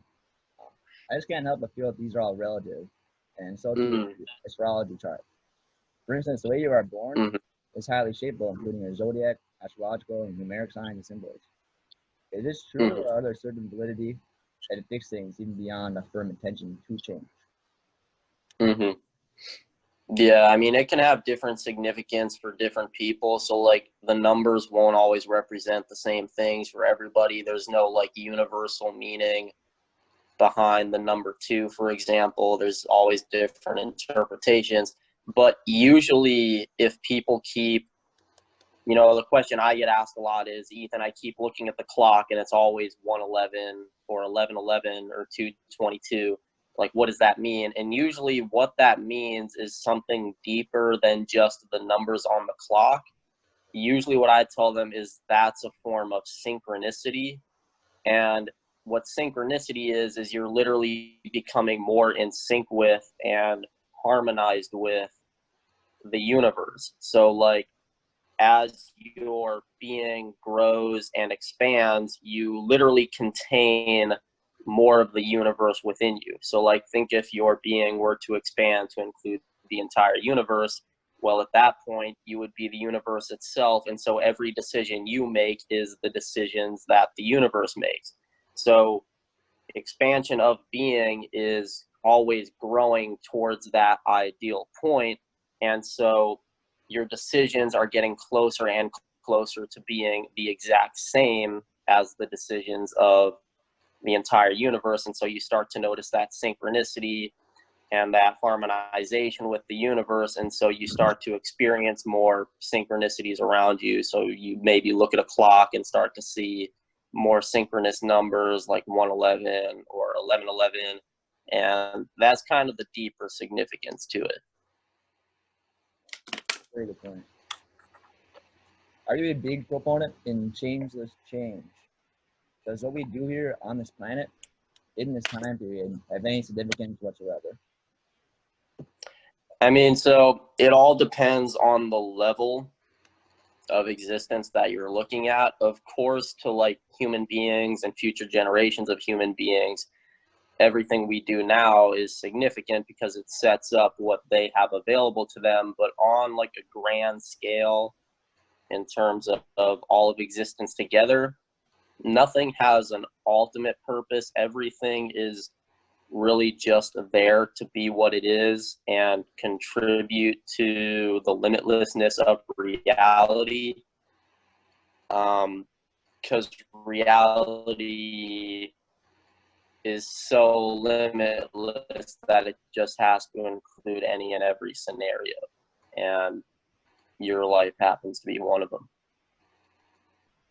Hmm. I have this idea of like a good self mind and an evil self mind, or like a harmful self and then a benevolent self. Um, Mm-hmm. are those always going to exist no matter what? No matter what Yeah. you do bad, So as well as absolute a goodness? good self mind is going to be more.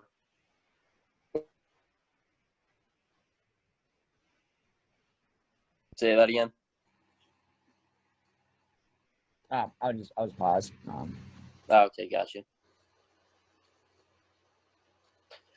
Yeah, so a good self mind is going to be more expansive. It's going to be more inclusive of other people's viewpoints and emotions and sort of take them into consideration. So you're going to see that sort of state of mind be more respectful of other people and their viewpoints and opinions. Overall, just more considerate. They're actually going to go the extra mile to take care of them. It's going to be more nurturing overall, whereas a more evil state of mind or state of self is going to be more contracted. It's going to separate out other people more from itself. It's going to be kind of closed off from their considerations and perspectives. And so it's not going to care about them as much.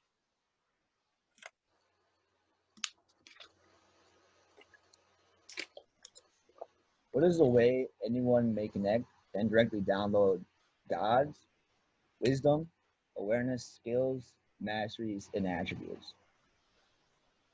I know I heard you talking on the channel. And so to download, was that? I know how you talked on your channel. You learned a lot from God by going on your truck, staring in the sky, and He just teach you directly. I feel like that'd be a valuable lesson for anyone in the audience to learn, even just to step through that doorway just a little bit. Yeah, so to download sort of that God's experience, so to say, I mean, that's kind of the ultimate ideal point of all this work of getting in touch with your visualization and expanding out to live in and embody all these other worlds is to eventually kind of just see the boundlessness of all of it and start to become one with that boundlessness. And once you have that in your experience and you're immersed in that boundless experience, you're essentially immersed in God's experience and you have all of this existential information available to you. Now, it's not always going to be like information on specific topics like the laws of physics, because there's just infinitely many universes, and so the laws of physics are all different in all these universes. So it's harder to dial in on specific, more practical information like that, but you will more easily be able to get information on broader questions like what the nature of existence as a whole is, or what God is like, or what the purpose of reality or your specific life is, and more metaphysical stuff like that. So when I think about the question infinitely, I think about it growing forever. It could be shrinking forever, but normally it would be shrinking to a single point. But I see it expanding in the something, or like as nothing, as you put it. Yeah, so it's not necessarily expanding because it can't grow any larger, but it is exploring itself. So you could say like consciousness is expanding throughout this infinity, but the infinity itself has nowhere else to expand into just because it's already endless. Like something needs to be finite and have boundaries in order to grow, but infinity just, it has no ceiling, it has no boundaries, and so there is no growing outward for it anymore just because there is no existent outside. So it's more like it's exploring itself forever rather than expanding itself forever. How do time skip? You can go forward or backwards in time, as well as increase these limits. Like I bring memories into the current now all the time. I'm talking something even deeper though. Yeah, I mean, a great way to do that is to get in touch with what's called the Akashic records, because that's kind of like the record of existence, and so all your memories from the past and also any thoughts you have in the future is all kind of already on that record, so to speak. And so if you get in touch with that record, you have access to all this information, past, present, and future. And that can also allow you to time skip if you get really in touch with that record, because if you can embody a specific experience, let's say an experience from the future, and really embody that to the point where you actually live it, you essentially do time skip from your present experience into that future one. It's almost like fast forwarding a movie. You go from one specific image on the screen to one further on later in the movie, and kind of just changing the overall setting. Now, how do you access the Akashic records? Is it like a muscle that you just kind of reach for it, kind of, or is there a certain kind of rite you do, or some kind of like being that transports you through it? I know there's so many different techniques available. Just wondering about how you personally do it. I'm not necessarily sure what the method is, because that's always kind of just been a natural part of my experience, is kind of just having that record there. So I'm not necessarily the best person to give a technique as to how to get there, but I would imagine that would be along the same path that I've outlined so far. You eventually have to get in touch with your visualization and then be able to connect with outside intelligence. And then much later on, you would actually be able to connect with an outside intelligence that is the record of the whole cosmos, past, present, and future. So that's really just much later down that process and that development. How much later are you talking about? A certain amount of steps or a certain duration of time? It would definitely be, I mean, I can't say a specific number of steps, but definitely much, much later. Because, I mean, even once you master that first step and start to slowly contact outside intelligences, you really, that experience in of itself where you're just contacting all these entities, that takes a while. That step itself takes a while. And even once you do that, you're really just going to be getting in touch with more and more knowledgeable beings, and then eventually comes the record itself. So yeah, definitely not just much later down the line in terms of steps, but also just in length of time overall, because the steps themselves take longer and longer to get through. Huh. The farther down the line you go, the more larger gap it is between the steps, saying, or the more you need to spend, I don't know what I'm saying, more taller steps are? Yeah, kind of just you spend a longer amount of time in each step as the steps get more advanced. So like you're gonna, yeah, not necessarily a gap between them, but just a longer length of time going from one to the next, because you're going to be spending longer amounts of time mastering the more advanced steps than you would be the less advanced ones. How credible is the idea of instant manifestation? I'll take an idea in your head and boom, it is connected inseparably with reality, just like that. Yeah, for sure. Like, because once you can start, so that's not just about like embodying other things. You actually have to be able to bring other things to you. So like be able to pull something out of your imagination and make it physical, because essentially, I mean, I've said this in one of my videos, nothing is entirely physical, but also nothing is entirely non-physical. Everything is physical to some degree and non-physical to some degree. So even an object that you can picture in your imagination right now, most people consider that to be a non-physical object, but it is actually physical to a very, very, very minute degree. And so really all it takes to manifest what most people would consider to be a physical object is just taking the physicality of that object in your imagination and really just intensifying it.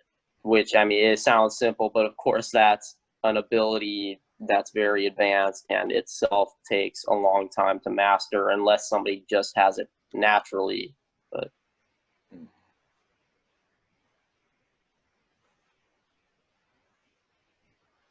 Now, when I was exploring the subject a little bit, I'd imagine things like volume knobs. And so I'd turn the volume knob quiet and then loud. Then I make an additional set of volume knobs attached to that one. So the maximum of that one, of the first knob, was the minimum of the next one. So they really turn it up louder, or then vice versa. The minimum is a maximum of another one that can turn that even quieter.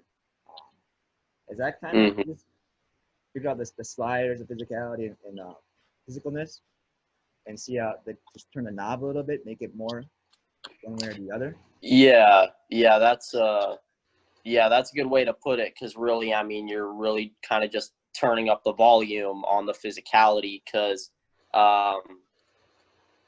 it's like there's infinitely many degrees of volume. So it's like there's no lowest volume where something becomes entirely non-physical, but there's also no highest volume where you can make it completely physical through and through and through down to infinity.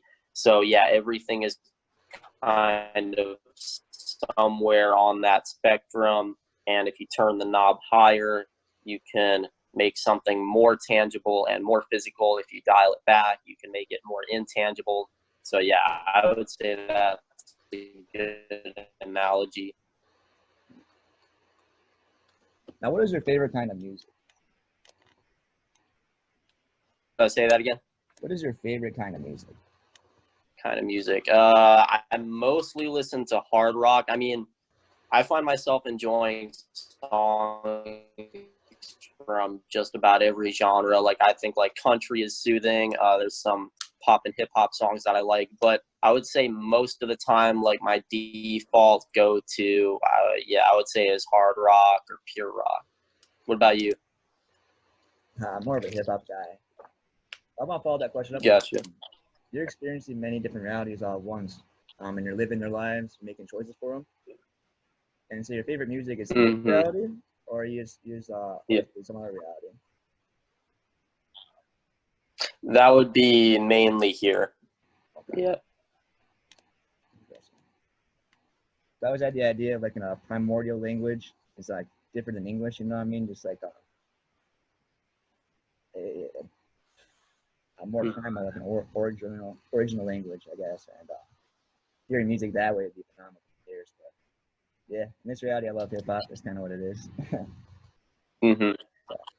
what is your destiny? Preordained or chosen along the way, or both? Like a bowling line as dividers, but you can choose where the ball goes within boundaries.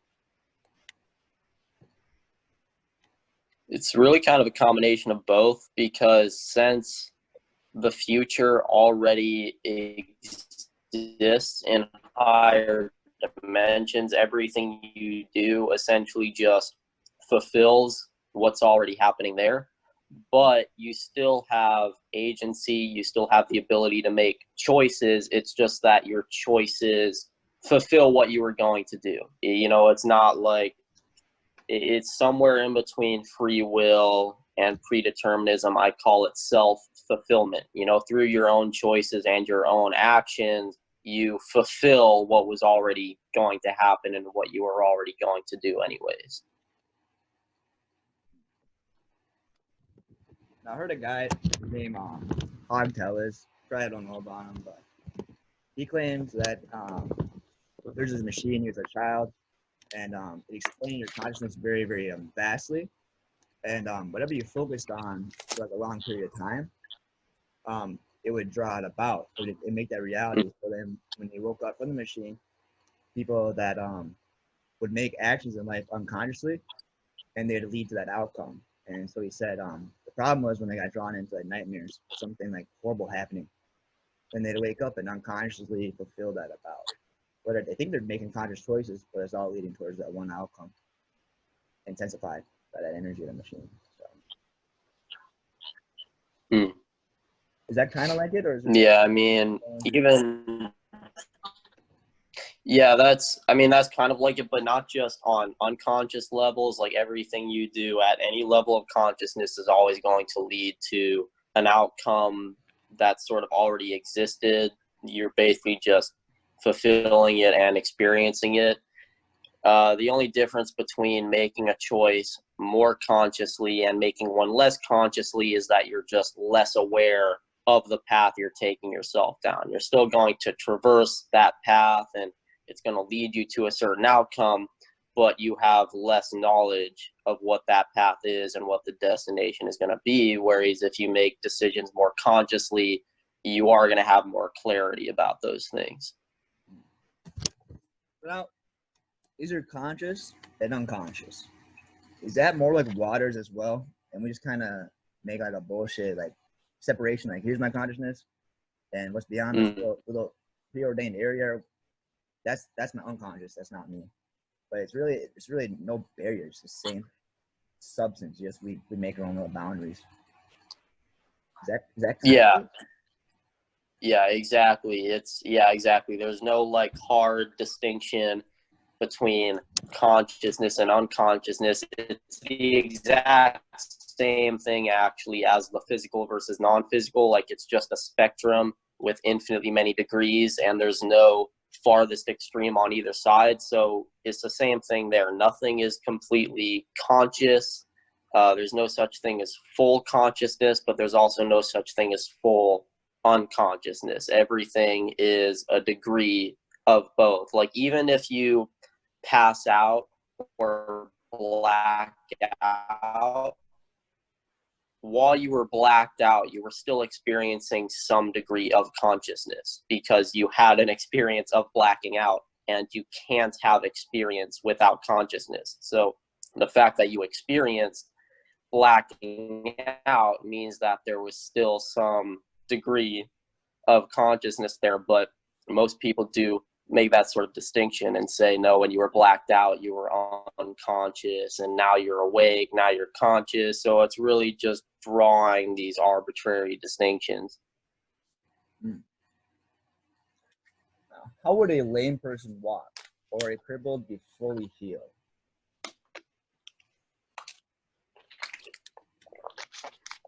So fully healing, I mean, the method there is really, it draws back to the same sort of embodying, because I mean, to heal something, you have to be able to manipulate it. Either way, whether you want to heal something or damage something, either way, it takes an amount of control and manipulation, but you only ever control what's a part of you. So let's say you want to heal somebody else, them, if you actually come in touch with them first and essentially embody them and embrace that person as a piece of you, well, then healing them is essentially just like moving your own thumb. It's like manipulating a part of yourself. So now I seen this video, a girl, she had cancer pretty bad, stage 4 urinary cancer. And she goes to the western side hospitals, western hospitals, and she's like, how can I be healed? And they tell her, there's no way you can be healed. We have no knowledge of that. You're gonna And she looked at it and said, what are other options available? So she went to the other pool, the eastern side. On a hospital, they got like 99.7% success rate, and they never cut anybody, never used like incisions, no tools. So what they do is they have practitioners trained in the art of feeling. And so there's a video of it. They would just, 3 guys went around her and they were like, wasa, wasa, which essentially is a Japanese word for already happened. And then as it was happening, eventually they use like the word for now. And then alternate already happened and now. But right away, it just already happened.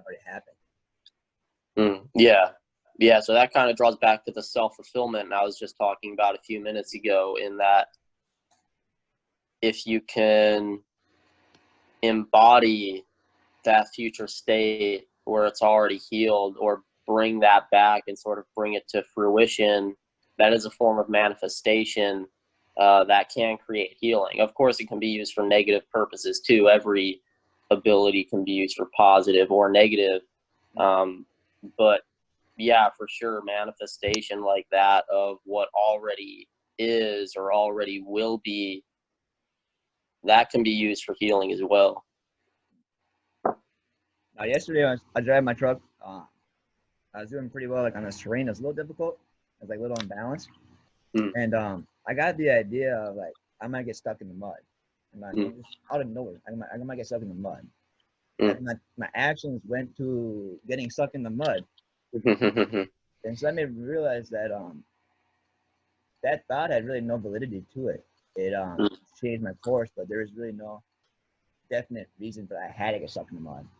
Same thing for like a positive thing. Like normally when I'm sick or ill, I just focus on how I was when I was really healthy. That usually leads to actions make me incredibly healthy again. Just it's weird how people have great gifts, like you're saying, like they're connected to something that's really incredible. They're closing off so many abilities, and even the ones that they use to harm themselves or negativity, is like they pick their own failure when there's no more validity to picking a failure than there is picking a success. Mhm. They're both Yeah. unlikely Mhm. as well as they're very likely as well. It's Mhm. one of those things I don't understand how people train themselves to misuse their gifts, I guess you could say. But more than that, I don't know, like negativity seems to me like there's a definite end to it. Like you can be in ruin or whatnot, you can definitely ruin. Positivity is one of those things that I think can go on forever. I don't think you can become too strong, you can't get stronger, or too wise, you can't get wiser, Mhm. or intelligent, you can't get more intelligent. I don't know about that, but Mhm. Yeah. Yeah. what was your favorite lessons of that? Mhm. Like three key insights you got. Yeah. I mean, I would say. Mm.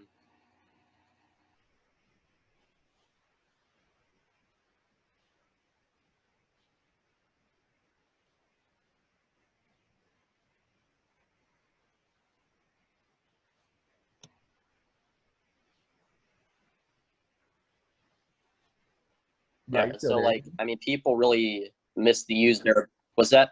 I'm sorry. Oh yeah, no worries.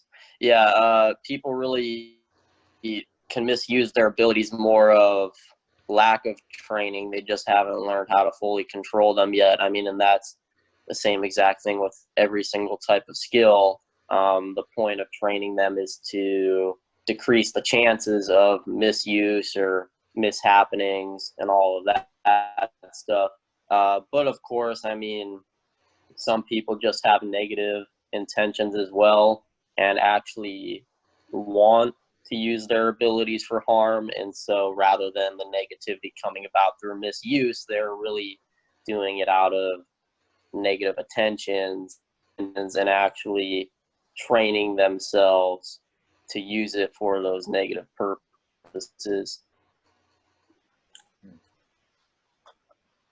Well, these are zero. Um, the polls, I think they can stretch on forever. I might have said they might be definite in to one poll, but I think there's an infinite distance they can travel into. And then the zero, the center point, always contains both poles. People say like number zero contains all the positive numbers as well as all the negative numbers in that one zero. Mm, And you're saying you got a lot of suffering and then the vice versa of suffering. I don't know what that is. Rewarding, I guess. It's kind of like a dull and numb explosion. You're saying. Taoists talk about the middle way, the way to access mm, anything you want. Peace, mm, I heard just mentioned, the absence of all emotions, just that the peace, mm, and from there you can access a lot more stuff. Is mm-hmm. there validity to it staying in the Yeah. center? Or So what really, so with awakening, if your goal is sort of like traditional enlightenment, like what Taoists and Buddhists speak of, then yeah, you're going to want to aim for moderation and what's been called the middle path. But the funny trick there is that the middle path is always wherever you are. So that's kind of the funny thing about enlightenment is that it's hidden in plain sight. The middle path is always present. You never stray from the middle path necessarily. You're always just unaware that it's there because infinity, this is an old quote by a guy named Voltaire, is infinity is a circle whose center is everywhere and circumference nowhere. So what that means is everywhere is the center of infinity. Everywhere is that center point, that 0 point, as you talked about. So everywhere, every single thing you do, it's all in line with the middle path and with moderation. You never stray from it. Enlightenment is just the realization of that everything you do is the middle path. But of course, there's some other states that I talk about, not necessarily on my channel. They don't necessarily concern enlightenment. It's more like the Christian notion of grace, where you could be freed from the negativity and suffering of infinity and kind of just have an all positive state. But that's another subject. I keep thinking of things as like a magnet, two directions. But that circle, that's an interesting idea of that. That center point is not like a line, but the whole line of the circle revolves around the center point. Mm-hmm. I don't know why that got me going, but like I've also heard linear time, nonlinear time. Nonlinear is like a circle. Linear time is like a straight line. And then when you connect these together, you get a funnel, like upward spiral or downward spiral. Mm-hmm. Yep. Is that kind of accurate, or is it? Yeah. I actually have a very old video where I talk about the nature of time, and I said too, that's kind of funny. I said too, that's shaped like a spiral. It's kind of a combination of the linear movement where it's moving from past moments into future moments, but as it's moving forward, it's going through cycles. And so the combination of linear and cyclical, you get sort of a spiral where it's going around in cycles as it's moving forward. So yeah, I definitely agree with that. So I heard this other time, let's see, the notion of standing on a fly, a video movie on a fly, and everything's going really fast around them. They're moving, they're swaying really quick, and then it zooms out and it shows them going really slow in the room, and that got me thinking like, supposedly, according to Almin, we're in this being that to this being trillions of cycles are like a single moment or like less than a second. It's not even like a time. It's just so small to this being, a trillion of cycles. And then to us, it seems like things are going very fast. But to that being, she mentioned that's her. It is like super slow. And it comes as trillions of cycles in like less than the blink of an eye. Is that kind of how you would kind of slow down time? Is that being a more expansive, seeing more timelines at once, more time like spirals at once? Yeah, so there's different time scales. So you have smaller time scales like trillionths of a second, millionths of a second, etc. Then you've got larger time scales like years, decades, centuries. So if you want to slow down time, you essentially expand a smaller time scale. So like let's say you expand that cycle of time that's a millionth of a second. You take that cycle and you expand it out like a balloon into a second. Well, now you've essentially slowed down time to a factor of a million, because a millionth of a second now takes a whole second. And then if you want to do the opposite, speed up time, well, now you shrink down larger time scales. So like if you shrink down the cycle of a year, take that cycle and shrink it down into a day, now you've sped up time by a factor of 365. So it's really just all about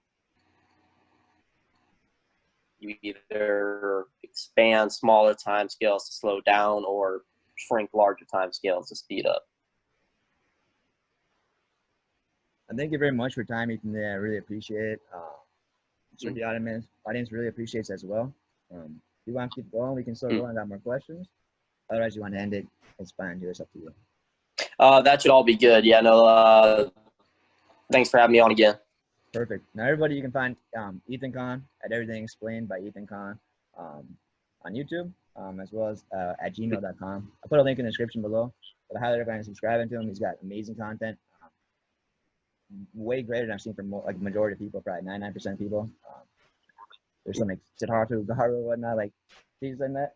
But he's on a whole nother scale. There's so much potential hidden from you, and he's giving you the steps to get to it. It doesn't have to be hidden forever. So yeah, really appreciate your time, Ethan. Thank you very much for tuning in. I hope to see you in the future again. Thank you. Right, yep. Thanks again. I'll see you.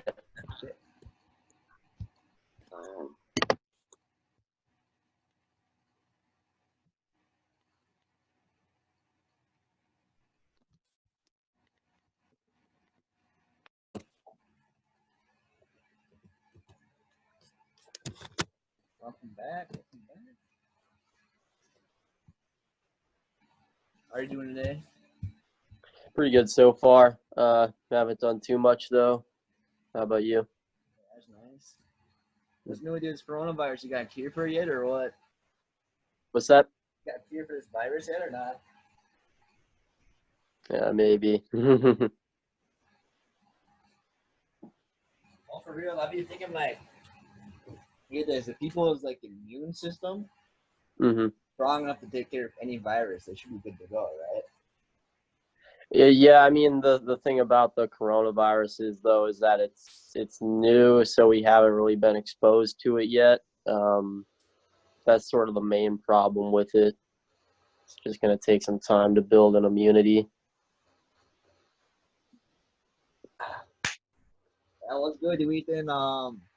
Ladies and gentlemen, if you don't know, Ethan Kahn was on my last podcast or interview, whatever it's like on the last discussion we had, and I forgot to press the record button. Press the beginning, turned it off at some point, and then I lost a whole thing from the scratch because like Oh, that sucks. greater air entirely. So that being said, let's get right to this interview. Well, Ethan, humans are like, what is the point of life, death, the cycle of all that shit. Like you live a life, you die, you wake up another life. And then in the death realm, they probably do something. But like, what's the whole point? Like, can you elaborate at all? Like, give any guidance? Like, Yeah, well, the point of life is going to depend on each person, really. I mean, really, like life as a whole, like existence, all it's doing is it's going through this infinite process of self-discovery, and everything, including you, you're a piece of existence. So everything you do in life, I mean, that's why everybody basically learns more and more about themselves throughout their entire lives, because that's all existence is doing. It's exploring all these pieces of itself to learn more about itself. And so you're a piece of existence. You need to learn more about yourself so that existence as a whole is going through that process of self-discovery. But each piece of existence is going to be different, just like each drop of water in the ocean is different. So people are going to go about that self-discovery in a different way, and depending on what that way is, that's what determines the meaning of your life. So there's not necessarily one absolute meaning. I mean, I guess you could say it's self-discovery, but again, that gives some leeway for a bit of a relativity, in that if it's self-discovery and each self is different, then the meaning is going to differ a little bit depending on each self. it's a real good point.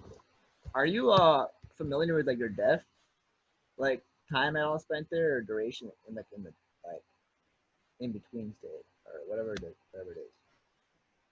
Yeah, and that's the thing is that even with death, there's I not can't like recall that at all. one. Like, What's that? so I can't remember that at all. You know what I mean? Like, Yeah, yeah. Well, and that's the thing is that um, even with death, there's not one specific type of afterlife experience that happens.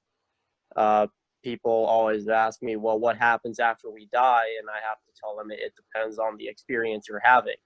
I mean, there's a reason we have all these very different afterlife myths from all these various cultures throughout human history, is because there's different afterlives. Um, like I always say, there's infinitely many realms out there, and you could go to any of them as your afterlife after this human life you're living right now. Um, I mean, you could just be in an empty void. You could go to a paradise, like a heavenly realm. You could go to just another earthly realm. You could go to the astral plane. There's so many different things you can do after death. So there's not one type of death. It's all just going to depend on each person's experience, really. so, ladies and gentlemen, if you don't know Ethan Kahn, great, great YouTuber, has his own channel. It is at Everything Explained by Ethan Kahn. I'll put a link in the description. You can follow him there. But yeah, Ethan, what would you say would be your most effective advice for getting people to get what they want and they hear and now, like just to get what they want, to attain their goal or desire, whatever it may Hmm. I mean, first of all, you got to really identify what it is you want. It's very strange how actually most people don't really know what they want. And the main reason for that is they don't really realize what it takes to get that. So, like, a person will think, I want to be an Olympic athlete when I grow up, but then when they realize how much training goes into that, they realize that it's not necessarily something they want to do. So you kind of have to identify some of the things that you think would be ideal, and then kind of just get your feet wet and get a little bit of experience with it under your belt. So, like, if you want to be an Olympic athlete one day, start training as a kid. See if you really like training that seriously, if you really can see yourself making that commitment. And then if somewhere down the road you start to really not like that lifestyle, well, then you realize, well, being an Olympic athlete, that's not actually what I really want. So you have to start with what you think you want, and then try it out and see if it's really what you want. I would say that's the most basic way to go about it. There's, I mean, a lot of other complex, like, mental exercises that various self-help gurus talk about, but I think that's just the most simple way to go about it. Just find what you think you want, try it, and see if it's actually what you want. It's a good point you say that because I have a new book coming out, Wants and the Haves. Been working on it for a while. My Mm-hmm. biggest thing is if time isn't like real, Mm-hmm. what's the way to manage it? Split up your time effectively, allocate it wisely. I've always asked, and I'm wondering, Ethan, how do you spend your time of the day? Do you elongate your time or like anything like that? So I just graduated, so I was spending most of my day doing schoolwork and going to practice because I was a student athlete. But now I've been having a lot more free time for the past week, especially since graduation. So I've kind of just been spending my day making videos or writing. I like to write a lot. Um, and, whenever I can find free time, back when I was still in school, that's kind of what I would do as well. I would spend my free time either just making videos or writing, really trying to invest myself in my areas of interest. So, I mean, sometimes, I use my free time just to relax, watch TV or go on YouTube. But I also really try and balance out my free time for more productive stuff like that. Getting my ideas out there, getting them published, really trying to build that lifestyle up for myself. Nah, you're interested in getting your ideas out there. You're Yep. Mm-hmm. in this philosophy. What would you say would be the biggest turning point um, for you in regards to like your career, like your anything like that?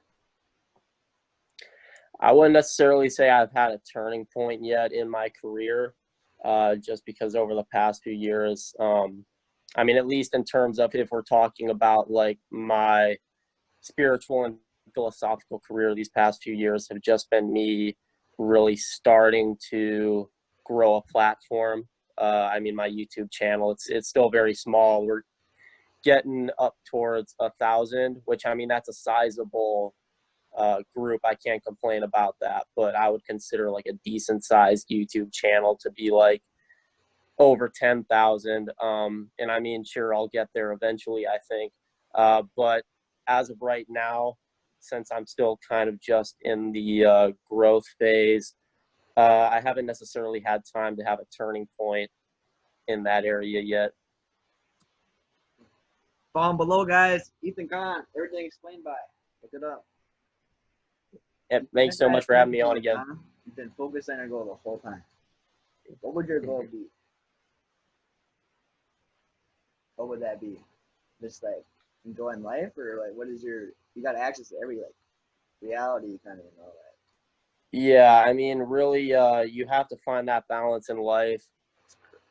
There's been different schools of thought on this all throughout history. Like, you have the hedonists who would say that life is just all about enjoying yourself. And I mean, that'd be nice. In an ideal reality, that would be the case. But we really don't live in an ideal reality. You still have to work to maintain your life and sustain yourself. So you kind of have to moderate that sort of hedonistic idea of I just want to enjoy my life. There's time for that, but unfortunately you're not you're not really going to be able to live if you don't also balance out that enjoyment with some hardcore commitment and work to really keep yourself alive.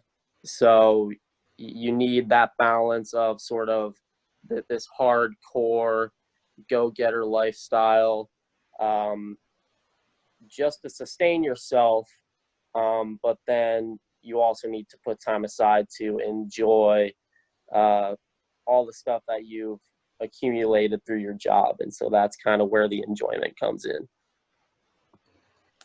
Oh, you mentioned earlier you were saying about a singularity.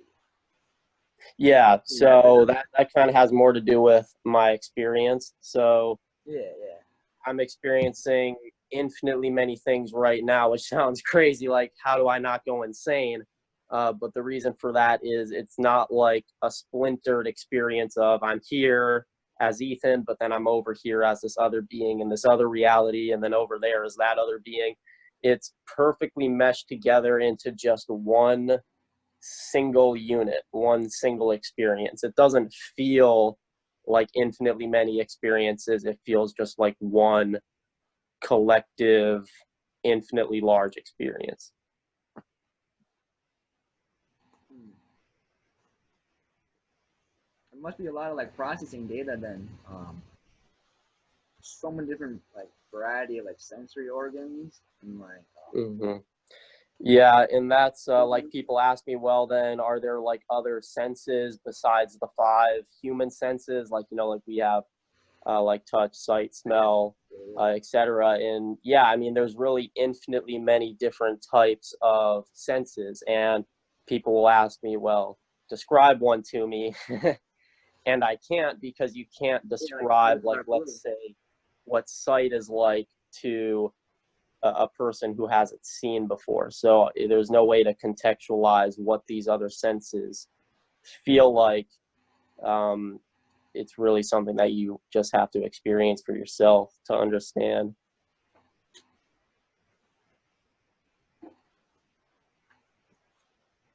I want to ask you a question, Ethan, Mm. and it pertains to me. What would you recommend for a way of leading a following of like people, humans in Mm-hmm. general, to lead the way for cosmos, like more in the galaxy, like cosmos or beings like as role models, like show them the way. What would that require or like demonstrate? Like, is that humanly feasible? Like, Yeah. it's kind of Tell me if I got your question right. Are you asking like what would it take for those other beings out there to want to come here and sort of coexist with us? like I think of people have a lot of potential. Am I wrong? Yeah. Like they can generate reality. Right? With that, what they focus on, imagination. They can Yeah. I really mean think the and just visualize the sense of it, and they can feel real. yeah. Mm-hmm. Yeah, so that's, I mean, everything you, even like your imagination, the stuff you imagine is a part of reality. So if you can tune into that even strong enough, you can start to create more vivid experiences, which, I mean, is essentially just tapping into some of these other realities. What I'm saying though is, will be the best way to change a lot of people for the better, like for the betterment. You have to start with yourself. You have to come to, it's kind of backwards and ironic that, like, let's say you want world peace, you almost have to first come to a state where you're at such a level of inner peace that you no longer see it as necessary to create world peace, and then you sort of pass through that state of enjoying your own inner peace before you start actually spreading it to others. So the reason for that is, I mean, if you master it within yourself first, you're going to know how to integrate it into other people. So you have to first focus on creating such a profound sense of inner peace that everything already feels like it's perfect. You already feel like you're living in a peaceful world. And so you stop desiring that for a moment while you're in that phase. But then after you've really mastered it and integrated it, then you start going out and spreading it to other people, helping other people reach that state. Thank you for that. What would be your like integrated whole? Like what is this the whole, the collective? Like That, I mean, there's different levels of like holism and integrating a whole. I mean, you could have like a future. the image of like a world population that's just very in sync and very accepting of everybody else, sort of like a collective population. You could even get it up to more profound levels to the point where the world is just one giant hive mind. So there's different ways to integrate into a collective whole. So what do you think? Thanks a lot for sharing that. Could you share a way for people to like switch realities, like um being wise, Yeah, it's like being wise? Like you're telling me you're in being another reality. It's not just thinking, ladies and gentlemen, or feeling, but being. Like he's there right now in mm, this moment. People are kind of being in one reality and they think that's all there is. Like mm-hmm, one box inside of many boxes, it sounds like.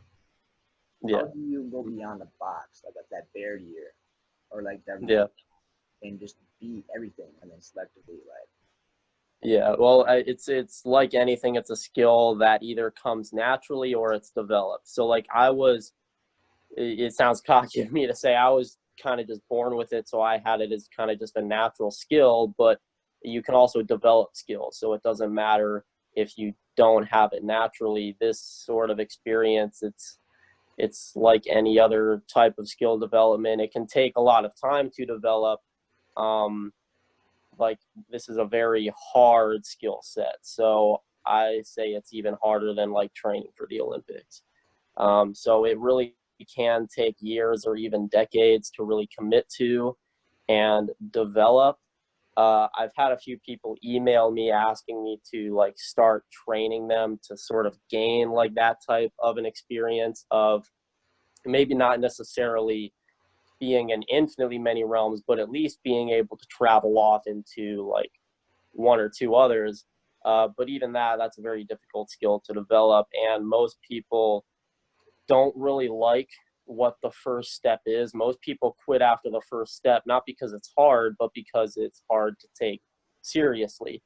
I tell them that the only connection that they have to those other worlds right now is their imagination. So you have to start with your imagination and getting like these worlds, sort of just imagine whatever world you want to in your mind and then really focus on that to the point where it starts to get more vivid. And then eventually it's not going to be your imagination anymore. You'll actually be connecting to that other world in a more significant sense. But imagination is hard to take seriously. So it's hard for them to take that first step seriously at all. They don't really think it's going to work. So most people quit after that first step. I've had a couple people who kind of used psychedelics as an aid for that as well. And they have started to get some experiences and see some of the other worlds that are out there. So it does work. It's just whether or not you can really make that commitment to the training, because it takes years of your life at least to really start to get something out of it. That's so key. We just said there. So critical. Imagination is vital. I mean, it's crazy of Mhm. creating out of just what you imagine. Yeah, How exactly. do you switch your like stimuli, like external stimuli, for like imagining like languages not even spoken yet? You know, like I don't know Yeah. Chinese, but like I should. You know, I'm Hmm. only thinking English or I imagine English. How do I Yeah. imagine like Arabic? Is Yeah. really Well, so that's kind of the thing is, I mean, you start off because you have to think, well, or like even other it's not just the languages that we have here on this earth. Those aren't the only languages that exist. It reality is infinite everything. So there's infinitely many different types of languages. So you may like just randomly imagine some made up language in your mind, and the chances of that being Arabic or Chinese, it's one in infinity. So it's virtually impossible to just think up one of the languages that we have here. It's most likely going to be some language that exists somewhere else. what would you say would be your best gift of strengthening the resolve to like be here and now in this reality, rather than any other reality you can go to? Yeah. So Biological reality is like paradise, just living in paradise. And then of course, yeah. here. Hmm. Is this paradise to you, kind of, or is it just like get like Well, from one perspective, it is. From one perspective, it is paradise. But then from another perspective, you know, you kind of look around and see that to other people, it's imperfect. And in that sense, you realize that it's, in that sense, not a paradise. So it's kind of this multi perspective view. But in terms of just immersing yourself in the here and now, a lot of people, they tend to ask that question when they're a person who's off in their imagination a lot. Um, but you don't actually need to get rid of that to immerse yourself in the here and now, because your imagination and whatever you're imagining, that is a part of your experience in the here and now. So rather than like getting rid of all that stuff, you know, stopping yourself from going off in your head, you actually need to immerse yourself in that more, because the more you immerse yourself in any and every experience that you're having here in the moment, the more you're going to immerse yourself in the moment. So you can't neglect your thoughts about the past or about the future, because those are all happening in the moment as well. So rather than erasing them and neglecting them, you just need to integrate them and really almost identify with them more, if anything. it's interesting you say that. How would one imagine other realities? Firsthand, secondhand. I don't know about secondhand, but third hand, or would it be like kind of both, first and third? It could be either. So you could have like a third person experience of another reality where you're kind of just watching another being's life. Uh, you could even have like a second person experience where you're kind of walking around with them in that life, like side by side, sort of having like back and forth conversations, just talking with them as they go about their life. But then, of course, you can have the really powerful first person experiences where you actually immerse yourself in that being and live out its life as it is living out its life. And that's almost, it's sort of like possession, but not really. Like you don't need to possess another being to experience what its life is like. You can kind of just be in the back seat, so to speak, while it's driving. So you see life through its eyes, but that being is ultimately still the one calling the shots and making the decisions. Um, and I would say that's the most valuable way to go about it, to really see that life in that world through the eyes of that being. Um, and in that way, you can start to understand different ways of thinking, which can be really powerful as well for expanding your consciousness.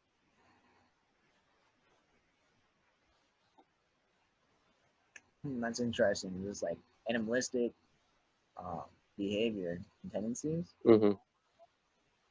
Yep. are something we can only observe, but if you can imagine it, you can also imagine it as well. And so you can learn Yeah. about how they think and act. It would just be like a slightly like less evolved version. Yeah, exactly. Yeah, you can do it with more Maybe animalistic. evolved version to humanity, as you see, like what's like the step up, Yeah, graduated class. See that like yeah, exactly. pop star, like Yep. let me go after them. What would be that kind of like step? Say that again.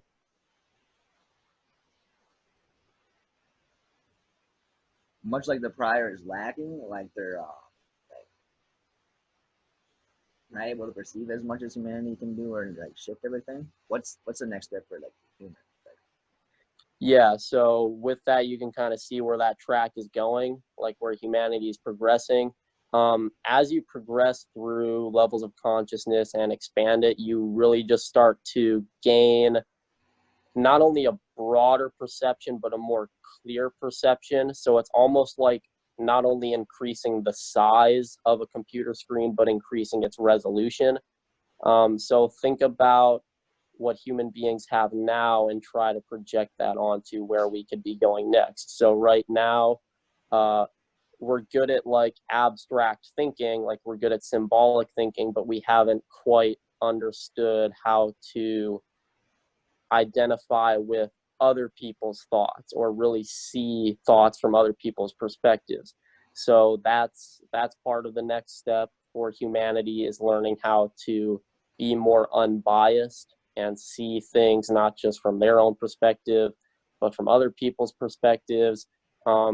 And there's a few people alive right now who are already very good at that, so that's also a sign that that's where humanity as a whole is moving next. um, as you go into much higher levels of consciousness, you can even start to do that with animals and inanimate objects, and really start to gain this very broad experience of oneness. So like you start to feel at one with everybody and at one with other animals and other objects. So that sort of non-dualistic feeling of oneness is also where humanity's consciousness is heading. And I would say those are the couple steps we're going to see next. There's more after that. I mean, consciousness progresses infinitely, but that's going to be what's immediately important to us in like the next century or two, I would say. Ethan, what would you say be the most advanced technology you've encountered or experienced yet? So the thing about reality is, since it's so infinite, there's no top and there's no bottom. So there's no most advanced of anything and there's no least advanced. So any technology you can imagine, no matter how advanced, not only is it already out there, but there's infinitely many levels even more advanced than that. So it's just it keeps going forever. There's always more stuff that's more advanced. There's always more levels to attain. It's just like a never-ending game, like climbing this infinite ladder.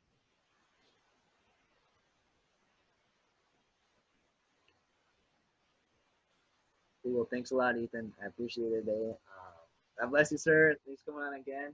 Sorry about the previous one, but I make sure to get the recording on this time. All right, ladies and gentlemen. Yeah, no, thanks for having me on again.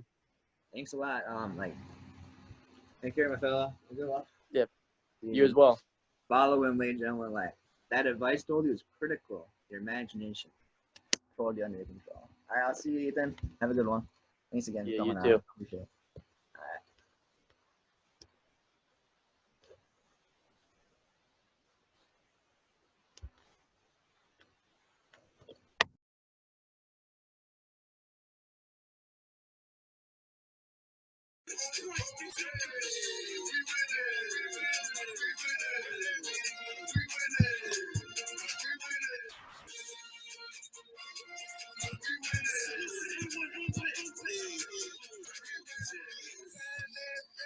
right.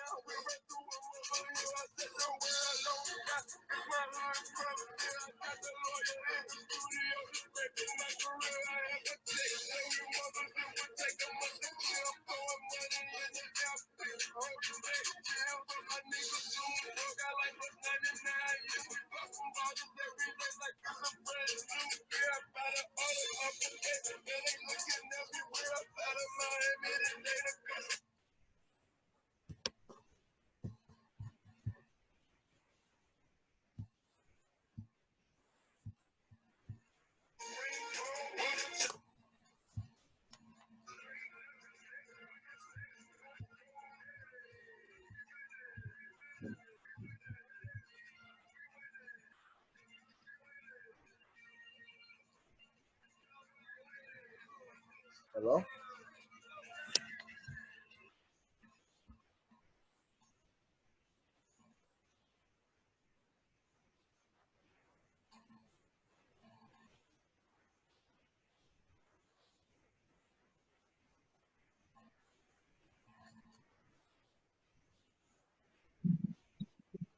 Hey, yo, what up, guys? How's it going? Hey, what's up?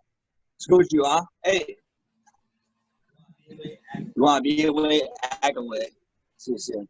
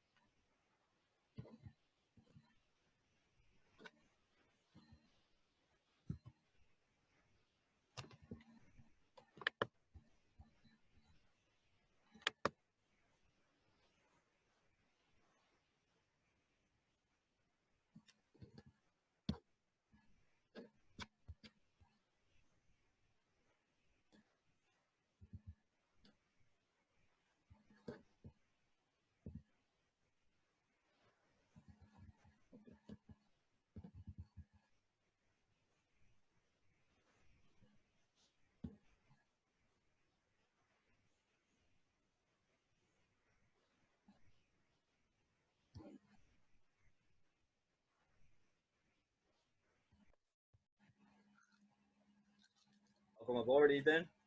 Okay.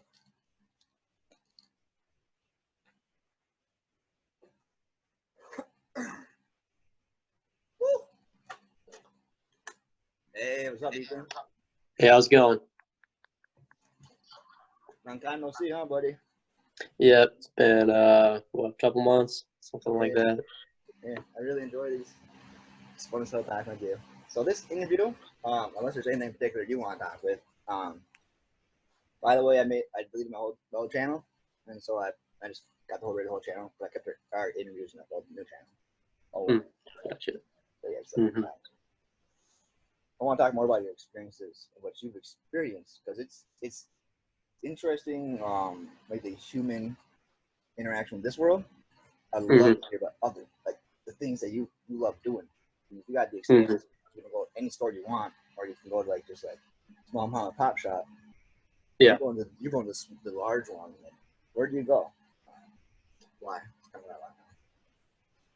Unless you want to do anything else, for sure. You know what I mean? Like, oh yeah, no worries. We can talk about that. I was actually gonna post a video on my channel today, talking about my experience. I mean, not like specific stuff that I do, like here, like what you were talking about, like hobbies, but more of the infinite general experience. So, I mean, which one would you like to hear about first? Just kind of like, what's that?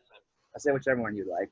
They both sound fun. Yeah, I mean, we can, I guess, just start with the broader one and then dial into kind of just specific hobbies I have here. I mean, the infinite experience, I believe I mentioned it before in one of our past interviews. It's just the experience of every instance of life at once. So the experience of this life here as Ethan, the experience of the lives of all other people and all other beings, and even inanimate objects. They have a very rudimentary form of awareness. So like even an atom has consciousness. Now it's not the same as like a human form of consciousness. Like it doesn't think in the same way that a human does, but it does still have its own form of conscious experience. So I'm having the experience of atoms as well, and whole objects, whole conglomerations of atoms. And so, yeah, it's just every single instance, every single portion and grouping of every object. So like the experience of every tree, the experience of every half of every tree, every third of every tree, every group of 3 trees. There's so many ways you can divvy up reality and group objects together, and all of those divisions and all of those groupings have their own experience that's contained within this overarching, all-encompassing experience. And so what that feels like, I mean, it's kind of a combination of infinite good and infinite bad, because suffering exists in reality. So with this infinite experience, you know, I feel infinite suffering, but I also feel infinite pleasure and infinite beauty. So both of those combined together, it creates this very neutral sort of stoic feeling, almost like what people describe when they're going into shock. It almost feels like they're fully immersed in that moment, but they're numb to it. They're disconnected from it. That's kind of what this experience feels like. It's like always being in shock. I'm immersed in the experience of everything, but I feel numb to it and disconnected from it at the same time. So I would say that's the best way to put it in just regular terms. Are you familiar with the show Rick and Morty? But perhaps you're not really. It's kind of off topic, but it's close. Oh, what was that? Have you seen the show Rick and Morty? Yep. What do you think about that? I mean, they've got a lot of like good stuff in there. I really like. It's very, I don't know how to describe it. I mean, like, so there's like sci-fi shows and movies that seem to get things a little bit more spot on, and there are a lot of moments like that in Rick and Morty, like especially when they talk about like the multiverse and stuff, and how there's all these infinite versions of everything. Like you see all these different Ricks and these different Mortys. So I mean, I would say that aspect of it is spot on. The one thing about it that I don't like is how they refer to those other beings as alternate versions of Rick and alternate versions of Morty, because technically there's no alternate versions of you. Like those beings aren't you, they're just beings that are exactly like you or similar to you in some way. So like they're still different beings, but they have similarities to you. And the reason why I don't like to call those beings that are identical to you alternate versions of you is because where are you going to draw the line? You know, like if you run into a being who looks exactly like you, but they have like yellow eyes, like, do you say that's another version of you? You might say, well, yeah. And then if you run into a being who looks exactly like you, but they have yellow eyes and tentacles instead of legs, are you still going to say that's another version of you? A lot of people might still say yes. Okay, but now what if we replace the torso with, let's just say, I don't know, like a dolphin's torso, something really weird instead of a human torso? Are you still going to say that's a version of you? Some people are going to kind of be on the fence at that point. So you see, there's no strict point where you would stop considering a being to be an alternate version of you and where you would still consider it to be an alternate version of you. And because there's no strict line there, you either have to consider every single being and every single person you run into to be an alternate version of you, or you have to consider none of them to be alternate versions of you. Even the ones that are exactly like you, you still can't consider them to be other versions of you. You're the only you. Those are different beings. They're not you. They're just exactly like you. I mean, hopefully that makes sense. But that's You kind heard of of just the zero sum total or whatever? It's like the net zero. You combine yeah. everything. Is that true? Like, is there some evil ass motherfucking or like a really really great person out there that they both can't figure it out? Is that? Yeah, exactly. So I mean, because that's the thing with infinity, it includes infinitely many good things and infinitely many bad things. So neither one outweighs the other. There's infinite positive, but there's also, infinite negative. So yeah, it kind of just cancels out to a zero sum sort of game. Really like the number line is a pretty simple analogy for this. You know, you can go all the way to the left towards negative infinity, all the way to the right towards positive infinity. And so the whole number line kind of just neutrals out in the middle with zero. Well, speaking of number lines, I had this idea. So and zeros goes left to right. And Mhm. school got that. What about up and down diagonally? Like Like directionally. like another dimension to the number line. Yeah, -1 right above zero, and then one. Yeah. So there actually is something like that. I don't know if you've heard of complex numbers, maybe in like high school. I mean, a lot of people don't remember what they learned in high school, but if you ever learned about the imaginary number, like I believe it's the square root of -1.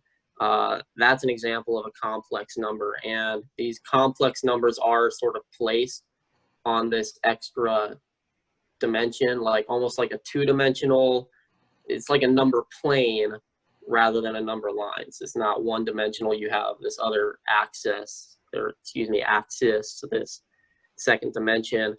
So yeah, there actually is something like that in math already.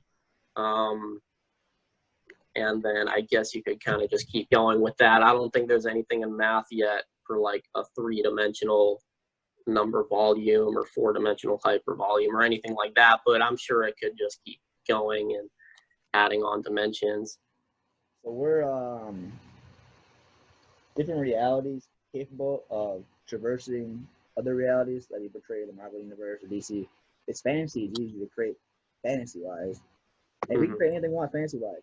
And it's not laws of physics. It's laws of fantasy. Sometimes learning fantasy, attention and awareness. But Yeah. is there Yeah, it's that are able to do that? yeah, it's definitely possible, but how difficult it is going to differ between each reality depending on the laws of physics. So, for example, a lot of people ask me, well, if reality is infinite and there's these infinitely many beings, why don't we have beings visiting Earth? Like, if reality is infinite, we should have infinitely many beings in contact with us right now. But that's a fundamental misunderstanding of how infinity works. See, if reality is infinite, there has to be some worlds that have no contact with outside beings. That experience, those worlds have to exist for reality to be truly limitless and truly contain anything and everything. So yeah, there's going to be some worlds that are in contact with other worlds or are able to traverse to other worlds, like you mentioned, but there also has to be some worlds that don't have any contact or ability to traverse at all. So the fact that we live in a universe where our laws of physics make that very difficult does not in any way disprove the infinitude of reality. If anything, it actually proves it. It's what we would expect to see if reality is infinite. And now it is still possible for beings here in this world to traverse to other realities. It's just, it's going to be a lot more difficult given our laws of physics.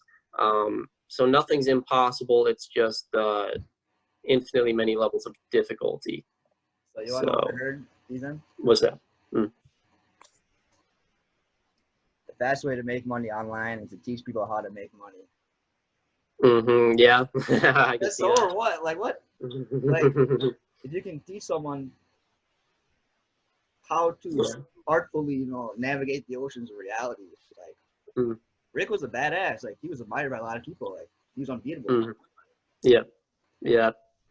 Man, that's it's cool something you tapped onto, Ethan. Like what else has like as a what do you call like the unifying substance? Like what is that? You call it infinity, right?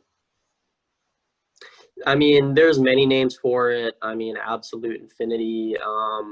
People call it the one, because like everything's contained within it. So it's kind of like, it's almost like everything in reality is sort of organized in hierarchies. You know, you have atoms contained within objects, contained within worlds, etc. And it kind of keeps going. But infinity is like the one that contains it all. So that's where mystics talk about like the oneness of everything. There's been many names for the infinite throughout history, though. I mean, you can go online and look them up. I mean, the Logos, Krishna, Shiva. There's so many names. So it is so that it's like Christmas, right? Reality. There's gifts just beyond a little layer of wrapping, and we can just figure out to unwrap it. They're there right now. How can unwrap it? It's fun opening gifts when they're mystery. Sometimes like it's draw, but like it's beneficial. Like usually I'm like, I might open up a snake or something like poisonous at Christmas. Yeah, exactly. And I mean the layers of wrapping, as you put it, they'll be thinner or thicker depending on just where you are in reality. Kind of just draws back to, in some places it's going to be harder to traverse reality, while in other places it's going to be easier because the quote unquote wrapping is thinner. Some realities won't have any wrapping to penetrate at all. They'll just be able to traverse to another reality by wanting it without any effort. But yeah, I like that analogy. So how would you go meta? How would you encompass more realities? Some things. It depends on how you'd want to do it. Like 4 or 5 individual goals that are already attained, and you just feel them happy right now. Yeah, I mean, the way that I would say is easiest here in this world is just expansion of consciousness. It's very hard to develop that skill of being able to see other realities and stuff like that. But it all starts with consciousness, just because everything is ultimately made of awareness. Everything is ultimately an experience, and experience is awareness. So that's usually the first step, is a lot of self-awareness, expanding your awareness through self-contemplation. It doesn't sound like that leads to a lot, but it is really just like the very first step. Have you had any personal guides, mentors along the way? Angelic beings, like things you've seen in your mind, you know, I mean, is there anything like that? Teach you unknown information. Yes, you will. Oh, could you say that last part? So what about the beings? like when I was meditating a lot, I would just like Mhm. ask for Maitreya or Babaji. And I Mhm. asked for Babaji 3 times, and a little child would come and ask for me. And so that's just that's not reality. So I'm saying, has there been any like being like that, just like, yo, I'll show you the ropes. Okay, like here's how to do it. You know what I mean? Like here's how to open the floodgates. Mhm. Is there any? Yeah. I mean, I've met a lot of beings in my experiences. I mean, just because I'm having the infinite experience, I've really had encounters with technically every being. So, I mean, sometimes it's an encounter where I'm on that side of the fence, like they're showing me how to do something. Other times it's actually been the other way around. Like I have beings that I teach certain insights or how to do certain things. So I've kind of been on both sides of it, like teacher and student with various beings. Of course. How about for energy wise? How do you shift energy? Because it can be changed forms relatively easily. Yeah. Is it about stabilizing it at a certain like duration cycles, kind of something like that? Like you just, how do you do that? Yeah. I mean, partially. So that too draws back to consciousness. So basically, the way to think about it is consciousness, energy, and matter are ultimately the same substance, just at different densities. So consciousness is more pure and less dense than energy, which is more pure and less dense than matter. So manipulating energy draws back to consciousness in the same way that manipulating matter does, but manipulating energy is going to be a little bit easier than manipulating matter just because it's not as dense and not as static as matter is. And it really also depends on what type of energies you're looking to manipulate.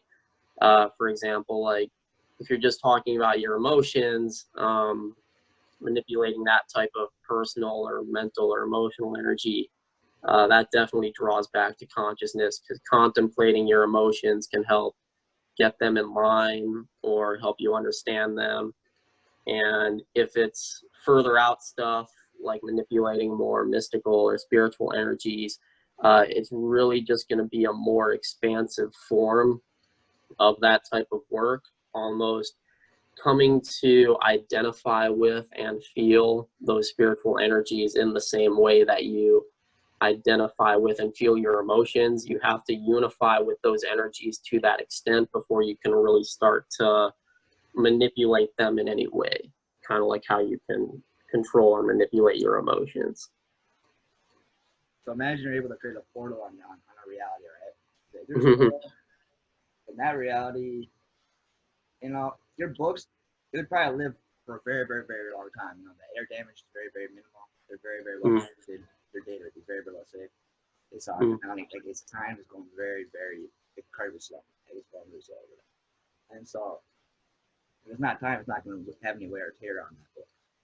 Mhm. And or like, would they be able to like make the book better even? You know what I'm saying? If it comes damaged, it can repair it anyway. And so you make a portal of that reality, negotiate treaty between the two different realities. Say like, hey man, you guys want to store this in that reality, and Mhm. just come to me and I can just throw it in the portal, and then kind of like in that Harry Potter, those little gremlins, Mhm. goblin dudes, just go to Mhm. the right vault or whatnot. Like they were good negotiators. Like they navigated that for them. Is there Mhm. avenues like that? I kind of worry because it's like once multiple realities merge, like it's no going back. You know, it's like the bubbles are popping. Like once you invent Yeah. ray gun, that's Yeah. I just mean, coming out. Not needed. mhm. It Yeah. changes things for it. But there's not to say it's Yeah. not already happening. Mhm. Yeah, I mean, you can utilize other realities for purposes like that, to store things or transfer things into the future and the past. Like people use the Akashic records for stuff like that. Um, and yeah, I mean, you would obviously have to make contact with those realities, whether it's through opening a portal or through some conscious form of contact or something like that.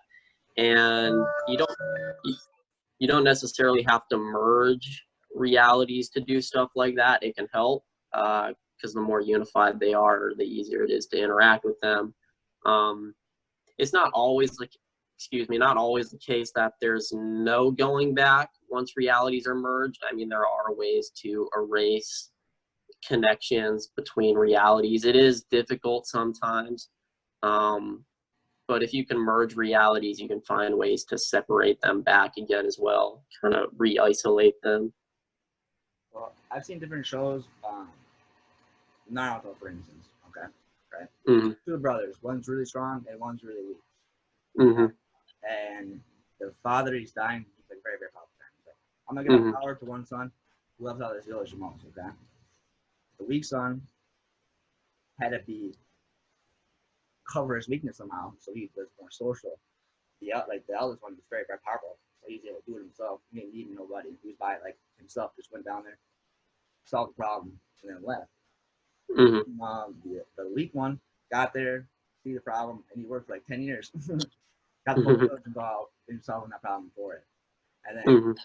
when they get back, and the eldest like I won for sure. I beat finished quick. But the dad said it wasn't about the time it took you; it was about the effect. And the village that you did is in ruins. They fought over that. They were very selfish because they didn't have any ownership in the toilet. They didn't believe they owned it. Whereas the other guys, like, they all shared freely. So, is there anything like that, or is you can just look at the race like universe is like if you wanted to, and then Yeah. I don't Yeah. know, kind of like the seeds growing themselves, right, and just making them down. Yeah. Yeah. Exactly. Is there honor in being weak? You know what I'm saying? Like, they say absolute Mm-hmm. power corrupts absolutely, but that saying is Mm-hmm. incorrect. That saying is very incorrect because Yeah. power merged with something else like absolute purity.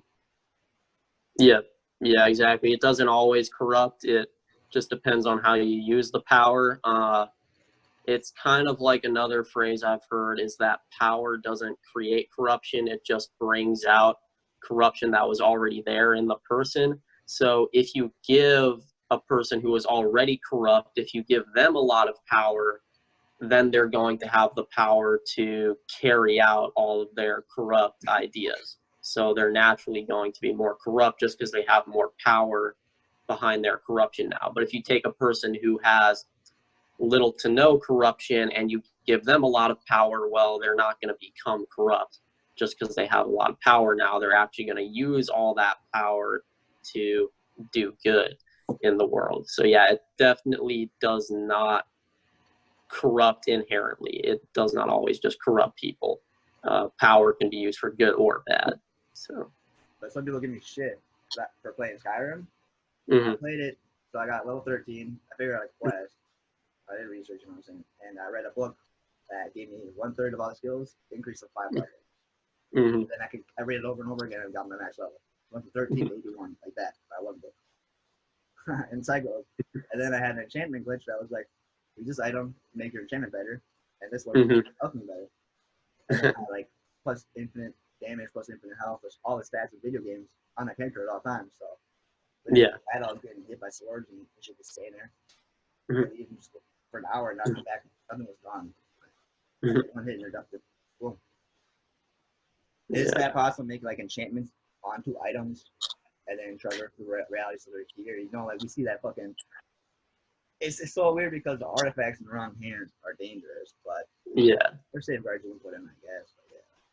Yeah, it's definitely possible. I mean, again, you're not really going to see any of that happen here in this world, not because it's impossible, just because it's very difficult, and there's not a lot of people here who can do that. So it does happen in various places in reality, like magic, what we call magic, like in Harry Potter, or the Elder Scrolls games like Oblivion and Skyrim. All of that is real, but it doesn't necessarily mean you're going to have an easy time performing magic like that here in this world, which is why we don't have a lot of people here who can perform supernatural abilities to a very significant extent. It's just kind of the way this world is. Not a lot of people here can perform tasks that are that difficult, but there are beings out there who can do that for sure. So let's say the reality is like you are chosen to lead your country in this way. We're going to teach you the magical ways. Boom, boom. Mm-hmm. Does that happen in some realities or what? Like, do they really? Yeah, Yeah, that definitely happens. I mean, realities can change in an instant. Now, again, that doesn't always happen, but it is something that does happen in some places where a reality is kind of just going a certain way for like thousands of years, and then boom, it changes in an instant like that. Some being shows up, or all of a sudden there's magic, there's supernatural abilities. Those sorts of instant changes do happen. Um, Now, if you ask me if something like that would happen here, I wouldn't put my money on it, but it is possible. Like, it could happen. It may not, though. It definitely happens in other places. Like for instance, Tower of Babel. Okay, artificial power so high it reaches the heavens, and then God said, "Look at man, they think they can do anything they want. They speak one language, all that shit. What are they gonna do next? Yep. We better go down there and stop them right now before they get ahead." Yeah. Yeah, that happens too in some realities. So it's not always just a being showing up and changing everything for the better or enhancing everything, like giving them magic. Sometimes it is the other way around. Sometimes you do have these very magical, fantastic worlds that do have that stuff, and then a being shows up and takes that away. And so that draws back to like the negative aspects of infinity that we were talking about earlier. You know, some positive things happen, but some negative things also happen. And so that's an example of a negative experience that does happen in some worlds and some universes. So let's say you're able to live out any fantasy you want with no harm at all. Mm-hmm. There's some pretty cool fantasies people some have. You know what I'm saying? They're just really psychopath, like Yeah. cool stuff. But in that reality, that's happening right now. And so I see this world that's having cool stuff happening. I want to end it, solve it. Is that kind of like a story or some shit? You know what I'm saying? Like just a tide of waves, or am I not changing anything at all? It's still happening today, even though it's paradise. In my reality, it's hell. It's still potential. It's going to exist no matter what. Is that really the case, or what? Is it just an excuse to be lethargic? Crazy. I mean, it's all not really an excuse for it. I mean, it really just depends on the perspective. I mean, some people don't consider living in a world like this to be worthwhile enough, and so they do kind of become like that. But you also have to remember the possibility of what could be created in a world like this, and that realization could give people a little bit more motivation to act out their lives here in the hopes that they create something more like that.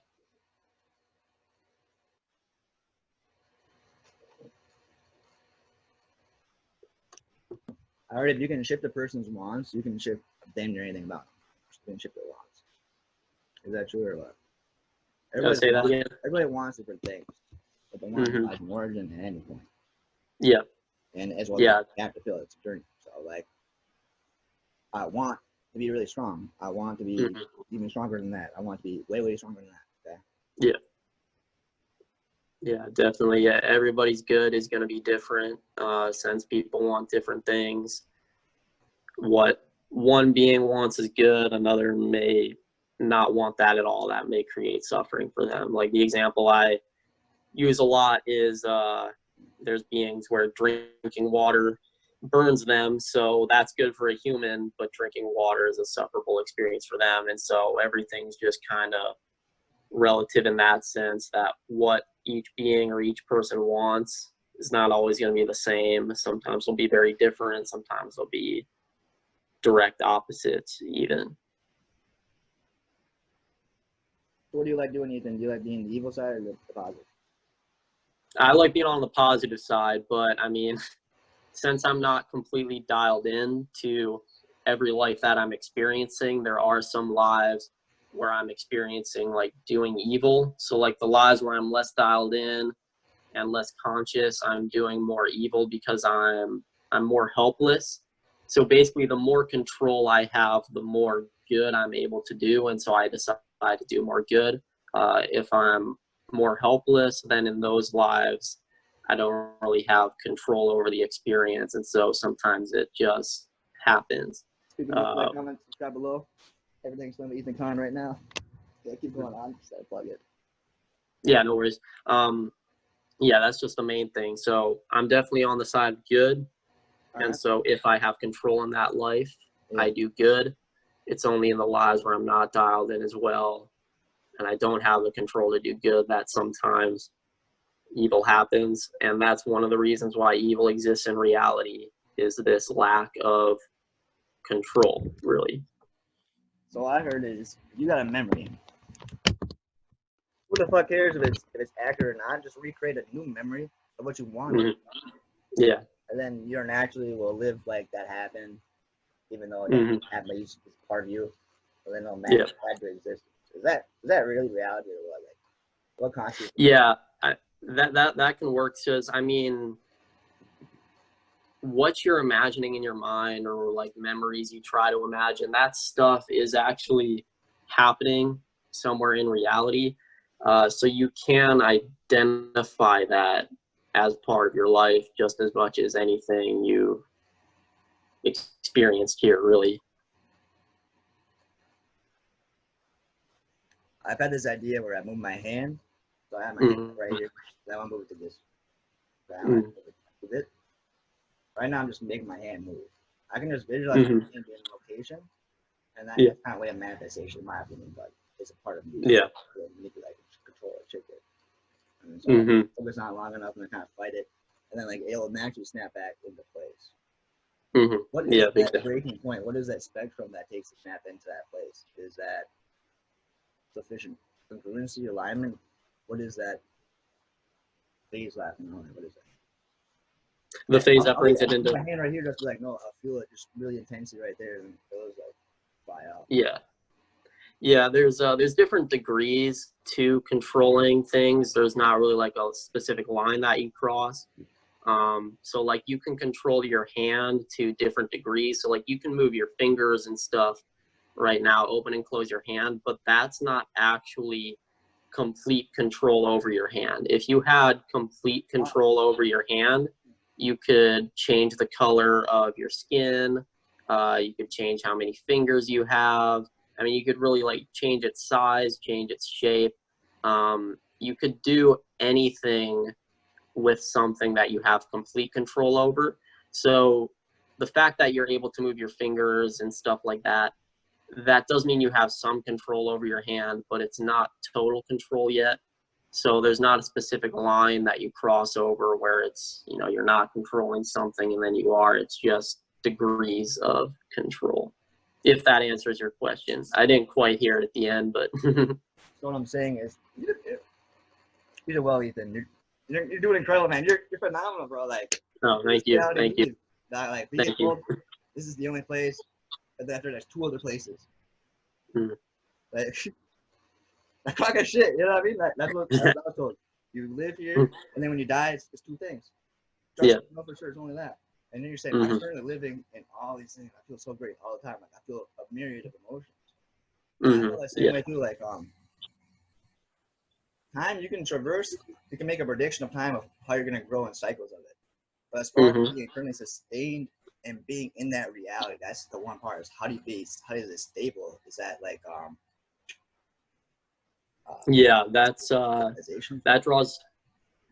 that draws back to the dialing in I was talking about. So like it is hard to be stable given that infinite experience, because it's like focusing on one grain of sand out of infinitely many. So I have to dial in and give attention to that grain of sand, to that specific life. And the more attention I can give to it, the more I can live that life and be that person or being as if I'm not being anything else. Even though I'm having all the other experiences in addition to it, I can focus in on it as if it's the only one or the only life receiving my attention. And so that allows it to be more stable.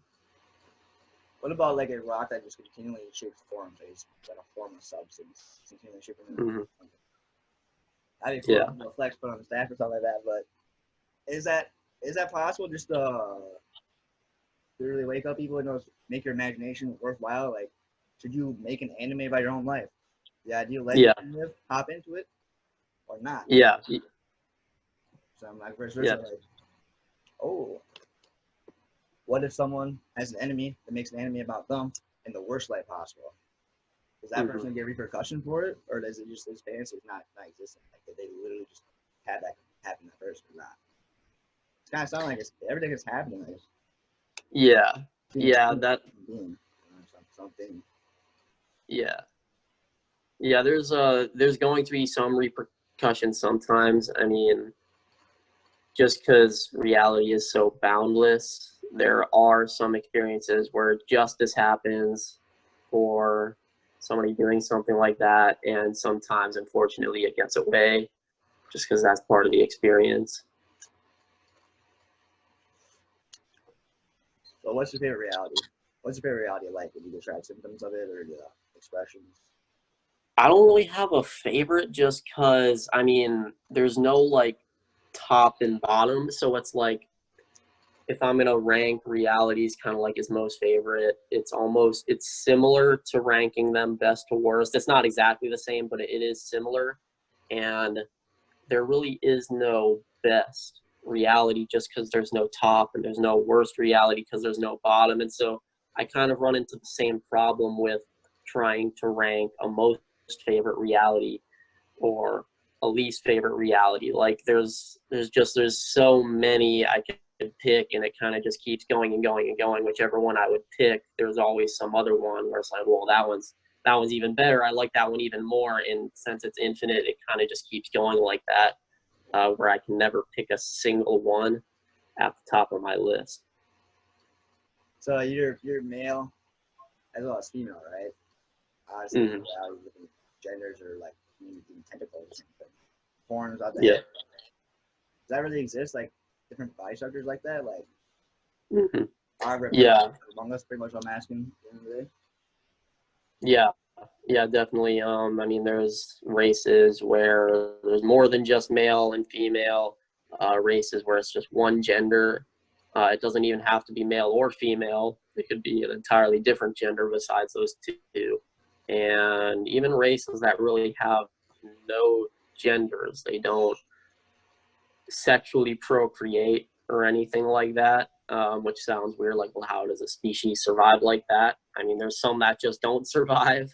There's others that reproduce and do survive, just not sexually. Either through like technologically spawning offspring, or even like magically just conjuring offspring out of thin air. There are other ways to reproduce besides sexually, and so some of these races that have no genders, they'll survive through those means, or they just don't survive at all.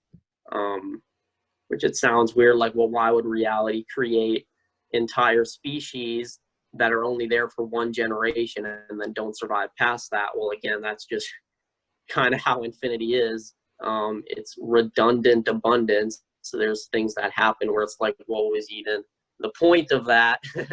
Well, technically there was no point. It's just to be infinite. And to be infinite, there has to be ridiculous stuff like that, like species that are there for just one generation and no further than that. It's very strange. Yeah, it's really weird because in Dragon Ball Super, there's like this little thing. They had a tournament, and they're fighting over this Wish Dragon Ball.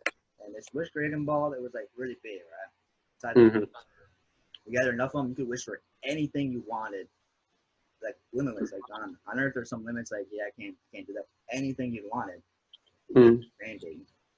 And so they had these like all these beings from different universes that had television, and between beings in that universe, like two or three of them, they were watching certain channels on there, and so they chose to watch that fight happen for that.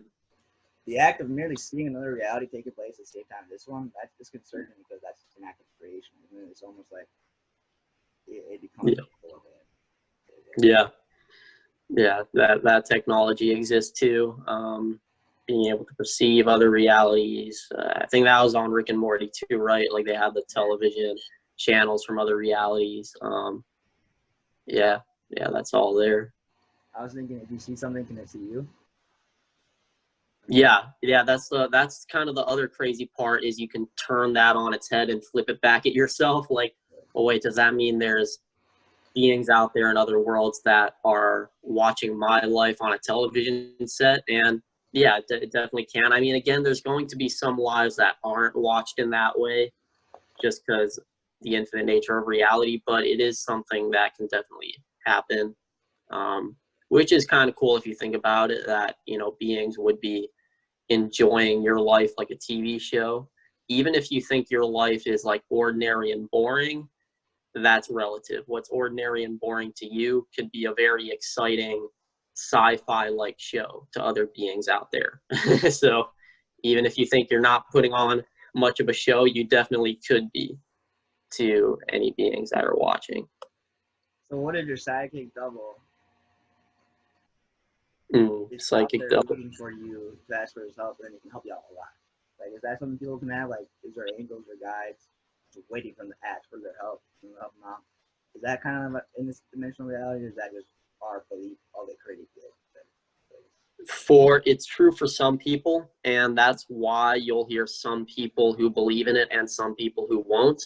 The people who believe they have a guardian angel or a spirit guide are the people who have them, and the people who don't believe they have one are the people who don't have them. So that's kind of the cool thing, is that it basically affirms everybody's beliefs. So it's like, it's not like one set of beliefs is right and the other is wrong. It's just the people who believe in that kind of stuff do experience that type of stuff, and the people who don't are just people who don't have any experiences with that. They don't have necessarily a guardian angel or a spirit guide, which doesn't make them better or worse. It's just another type of experience to have. So I heard this interesting thing. I was like, the more faith you have in us, the more powerful we'll be with you. Like, the guide indication of a channel. Like different goddesses, like goddess of harmony, goddess of peace. The more faith you have in us, the greater effective this will be. The more quantity say you stay with it. Is that really a being out there that's doing that, or is that our subconscious saying like just focus on that and don't branch? It can work sometimes. Sometimes faith does increase power, but not always. So every single method. Growth of experience. Yeah. That so yeah. So I mean that's the thing about infinity, is it's like it's all moral alignments and it's none of them, because it's experiencing all of them. So in that sense, you could say it's all of them. It's good, it's evil, it's neutral. But all of that kind of balances out to neutral, to like true neutral, to the point where it technically has no alignment either. So I don't know if you've ever seen like the 9 moral alignments. They use these a lot in like fantasy and games. You know, you have like lawful good, neutral good, chaotic good, lawful neutral, true neutral, chaotic neutral, lawful evil, neutral evil, and chaotic evil. You have like those 9 alignments. Absolute infinity, it's like it's all 9 of those at once, but because it's all 9 of them, it kind of cancels out to zero sum, like what we were talking about, to where as a whole it's kind of in the middle, like it's true neutral, like that center alignment. So those 2 ways of looking at it, I would say that's the best way to think about the moral alignment of infinity. How do you manifest abundance in your manifest the infinite here? Sure, instead of being desired abundance, how do they manifest it? They're not taking it from anybody else. There's excess that's already there. Yeah. But if they want it and they're not able to get it, and they pray, with the expectation that it's not already here, and so that reality never appears in their experience, so their prayer is answered. And so it's like, would it be good for there's to get what they want effectively, or are they misusing the power and then saving other civilizations? Like the Columbus, you know what I'm saying? Fucked up for no reason other than they're weaker than us. Yeah, exactly. There are beings who are using it for kind of just pleasure for themselves, beings who are using it for others, even beings who use it for both. Sometimes they'll use their abilities to pleasure themselves. Sometimes they'll use it to help others find pleasure or joy or happiness. So they kind of find a balance there. So I heard the girl say, "Hey, universe, grant me $10,000 today. I asked for it to be here. Thank you." And so, she did that 3 days in a row, and I got it. So I said, I just recommend you doing that. And then she said, you gotta forget it at the same time. You don't want to be too much drawn on. There's gotta be some rest, silence as well. Yeah. Is that so? Is that a viable option? It's hard to imagine things beyond your comprehension of colors per se, but not really. I mean, incrementally wise, you could do it. It's like just why you're able to do it. And so then, bridging the stuff that's in between the phases, like window panes, like if you see Monsters Inc. by chance. No, I haven't. But there's hella doors and these monsters go in, they're terrified, kind of like some kind of evil eye, but doors with portals to the little child's room, and then they would go in there and get some kind of But they're just separated by what, you know what I'm saying? It just yeah, exactly. It's very scary hearing like, well, if you go through a port, you might die in there. You know what I mean? How do you advise? How do you help yourself out in the past or help yourself out in the future? Is there ways of guiding yourself? So you're more and more right. But people don't know what their vision is or who they are. How do they portray their back? You more free, more abundant. Yeah. Feelings. People feel the same feelings day in, day out in a rut. And that's it. But in reality, there's so much going on. It's way HD. Yeah. So how do you help them go black and white to that HD? Focus, but then focus evolves into something else. Like hearing, you can imagine hearing. I've been doing imagine smelling and sense. The prime subjects of electromagnetism, though, that our brains interpret into all that. That's But think about it, Ethan. I'm gonna let you go here pretty soon. I'm getting tired, but I'm glad I had you on here. I love you a lot. I love this a lot, man. Keep sharing your wisdom with us, bro. Keep hey. Yeah. No, thanks for having me on again. Yeah, I want that Rick and Morty pistol or whatever the fuck that interdimensional thing is like that. Yeah. That'd be so damn cool. That'd be funny. Say something, brother. Appreciate it. Anything else you want to say before you head out? I think that's all good for now. Yeah. Right. Pretty good. Below, guys. Put a link in the description. You got a new website now, I think, right? Yeah, I just put up a forum a couple weeks ago. So if you want, you can go on there. I post the link to it below all my videos now. I'm not at 1,000 subscribers yet. Once I get there, I'll start embedding the link to the forum at the end of my videos. But as of right now, it's down below all my videos. So you can click on there, register, I'll activate your account, and you can ask any questions you like, and I'll be sure to answer them. Well, you heard him right there, ladies and gentlemen. Let's make that happen today. Let's get 10,000 even. You know what I'm saying? Why not? Yeah, that'd be cool. Eventually, you're able to handle any level of fame, Ethan. You just gotta be able to do what you're already doing. That's traversing the potential. It's so cool, ladies. This is such a key prime skill. Thanks a lot, Ethan, again for joining us. Take care. Thank you. You too. Yo, man. Everybody subscribe to Ethan Kahn right now. Holy shit. Dang. Oh, man. You hear that? Everything explained by Ethan Kahn. Hit him up right now. Subscribe, comment below. Like it up. If there's a website too, by the way, buy the merch. Oh, if you don't got money, you just gotta listen to this motherfucking free video and then access with reality where you got the money. You know what I mean? And so, we got other interviews on the channel. I kind of kept a little bit hidden, but I released most of them to you. Just got to release the gist of it. I'm still editing shit, but take care. Man, love you a lot, guys. Bye. Man, appreciate that, bro. Thanks a lot, Ethan, coming on again. Take care. Oh, man. Love that. Woo! I got an organized pyramid around me, too. Man, that felt so good. Yeah, so cool. Cool. Be strong out there. Super strong, okay? All right. Hey. Oh, shit. Man.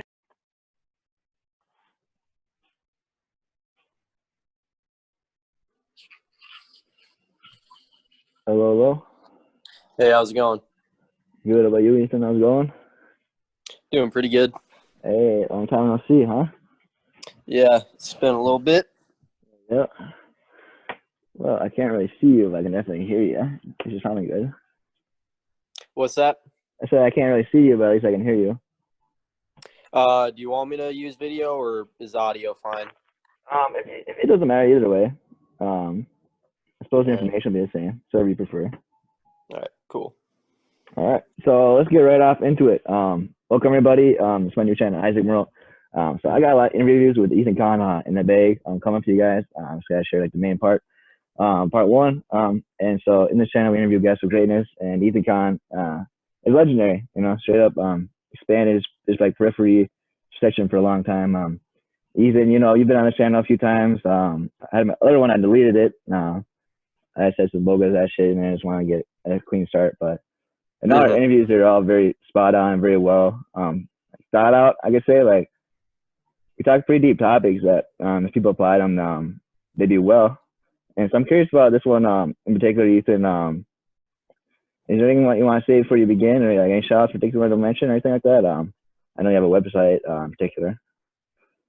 Yeah, just my channel, as you've mentioned before, the YouTube channel, Everything Explained by Ethan Kahn. And then, just started a forum about 3 months ago now. Actually went by fast. Doesn't feel like I've had it for 3 months. But yeah, there's an Everything Explained forum. I normally post the links to that at the end of each of my videos, or at least every other video. So it's pretty easy to find. Okay. Awesome. Great. Let's get right into it. I'm glad to have you on here, brother. Ethan, Ethan Kahn. So how did you get your last name? Are you related to Genghis Khan or no? Well, I mean, possibly. Different spelling, though. I mean, Genghis Khan is Khan. Mine's just flipped, so it's Khahn. Okay. So it's almost like Shao Kahn from Mortal Kombat rather than Khan from Star Trek. That's a good distinction. So hey, buddy. So I mentioned before, like I want to make this world better, and I'm always wondering about ideals, you know, and where to place them. Sometimes the ideal that you're pursuing is not always better than a different one. And so I'm curious, do you have any tips for like what you believe like paradise feels like, or what it looks like in comparison to here? Like we're not absolute hell, we're not absolute paradise, but there are definitely gonna be some improvements to here. You know, like I feel like it's archaic a little bit. Yeah. You Yeah, feel like this is in paradise to here, or not really? So it kind of depends on what view you take on it. So, like, for example, if you take like a non-dualistic view on it, it's like technically everything's already perfect, so there's nothing to improve. But I don't really like that view too much, just because it doesn't really do anything besides like change definitions and shift words around. Because you know, if everything was absolutely perfect, well, then it would feel perfect too. Because for something to be absolute, it means that it's that way from every perspective. I mean, that's the difference between something being relative and something being absolute. If something is a certain way within a particular set of perspectives, then it's only relative. If it's always the case, no matter the perspective, then it's objective or absolute. And so obviously this world is not perfect from every single person's perspective. Therefore, we can't really consider it perfect in an absolute sense. Therefore, it can't really be considered like an absolute paradise. So I would say an absolute paradise would be something that always feels good and always feels perfect from your perspective and from everybody else's perspective. So basically, like everybody's preferences are satisfied and accommodated for 24/7. Okay. Interesting. Good. So so let me hear like any food in particular, and like I noticed before you said different lifetimes you're kind of tuning into at once, like you're playing multiple games at the same time. Mm-hmm. Is there any food that tastes particularly better in like other realities in here, or is it kind of like bland, or like? Yeah. There's always better and always worse. It's kind of the thing, since as I've talked about before, the experience is infinite. Like infinity is kind of like a ladder with no top and no bottom. So it's like there's always for anything that you ask about, Even for that particular question, there's always better and there's always worse. There's no top, so there's no best. There's no bottom, so there's no worst. It just progresses forever in both directions. So I don't even really hear like the whole absolute thing, but it's kind of like in your journey, like in particular, is there any like things that stand out to you is better than here, you know? I just don't like to feel comparison, I guess. Like a particular world or Yeah, like you know, out of body experiences, the guy who wrote that book, some kind of NASA scientist, but he was recalling different worlds and beings, and he was able to write them down in a book, you know, right? He was able to speak about them. Like, is there anything you're able to speak about, like any experiences in that way? That's kind of what I'm asking. I mean, so I haven't written down a lot of particular experiences just because I would have to cherry pick.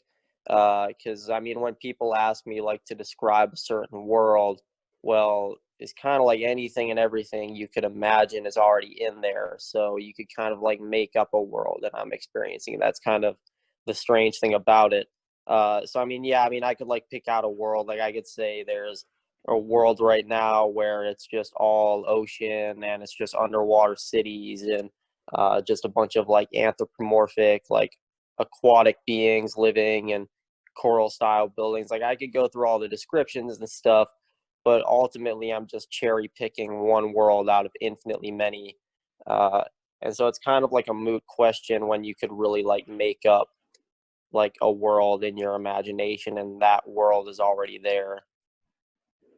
So you're feeling like an attachment to that anthropomorphic world you're saying, the coral underwater world, as far as like your attention, your awareness goes, but you're kind of saying it's kind of mute because it's like one pebble or one raindrop, but not a river of infinity. It's kind of saying like Yeah, I mean it's just one world that I cherry picked out to describe to you just now because it's like that's why I mean I feel like when people ask me that question like, well, can you describe one of these worlds that you're experiencing to me, like they really just don't understand what infinity means because that's honestly kind of like a pointless question to ask. For me to describe a particular world when it literally anything and everything is there. So why do you want me to like cherry pick one out is kind of the point of it also. Like that aquatic world is just one example of a world that I'm experiencing, but there's infinitely many. So it's like you could imagine literally any fictional world in your head right now, and I'm experiencing that. So it's like rather than asking the question, it's almost more efficient to just picture any world in your imagination and realize that that's a part of the experience also. well, in my head it's very easy for me to it's very easy for me like to imagine a picture. How do you recall data? Is it data sets you in particular, or is it cherry pick the reality you're in, or is it like a magic key to all your realities? Kind of, you know, there's no separation. It's just there's no real process behind the cherry picking. That it's more of just when people ask me to answer that question, like what world do I describe to them? If there's infinitely many, I kind of just have to cherry pick at random. Because that's really all cherry picking means. It means it's random. It's not necessarily a process. Like it sounds like you're interpreting it as. So for your memory, how does that work then? Is it kind of get like I had a buddy, he had he had like German, and so he had French, he had English, and he had Spanish. Mm-hmm. And he says in his brain it gets confusing between the languages sometimes. He was thinking Spanish and all that. He said in his dreams he'd be thinking different languages. And I looked at him and I said, I only think in English. And so I don't recall ever having a dream in Spanish or Mexican or French or anything like that. What's happening on this world right now this time. And for me to describe Spanish, somebody else compared to when somebody else knows English, it'd be hard to do, you know, but it'd kind of be added in the share gradually some meetings or however they did it, just basic structure. So I'm kind of curious for you, saying for your memory, how do you remember Ethan if it's such like a little cherry pick out of your infinities? Yeah. How do you remember that? Yeah, so the more dialed in to a specific life I am, the easier it is to do stuff like that, like focus on specific aspects of it or have memories about it and stuff like that. So the only reason that I'm able to like have memories of Ethan's past in this life is because I'm dialed into him enough, or dialed into him well enough to do so.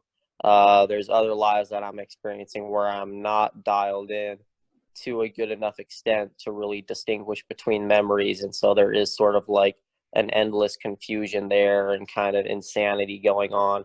So it really just all depends on how well I'm dialed into that specific life as to how well I'm able to distinguish that live's memories from those of other beings and other lives. So can you like remember yesterday pretty well Yeah. as compared to tomorrow? Yeah. Today even? But are you able to recall 1 week from now in the future? Can you remember that? So that's actually something I'm working on, is distinguishing Ethan's future in the same way that I've distinguished his past.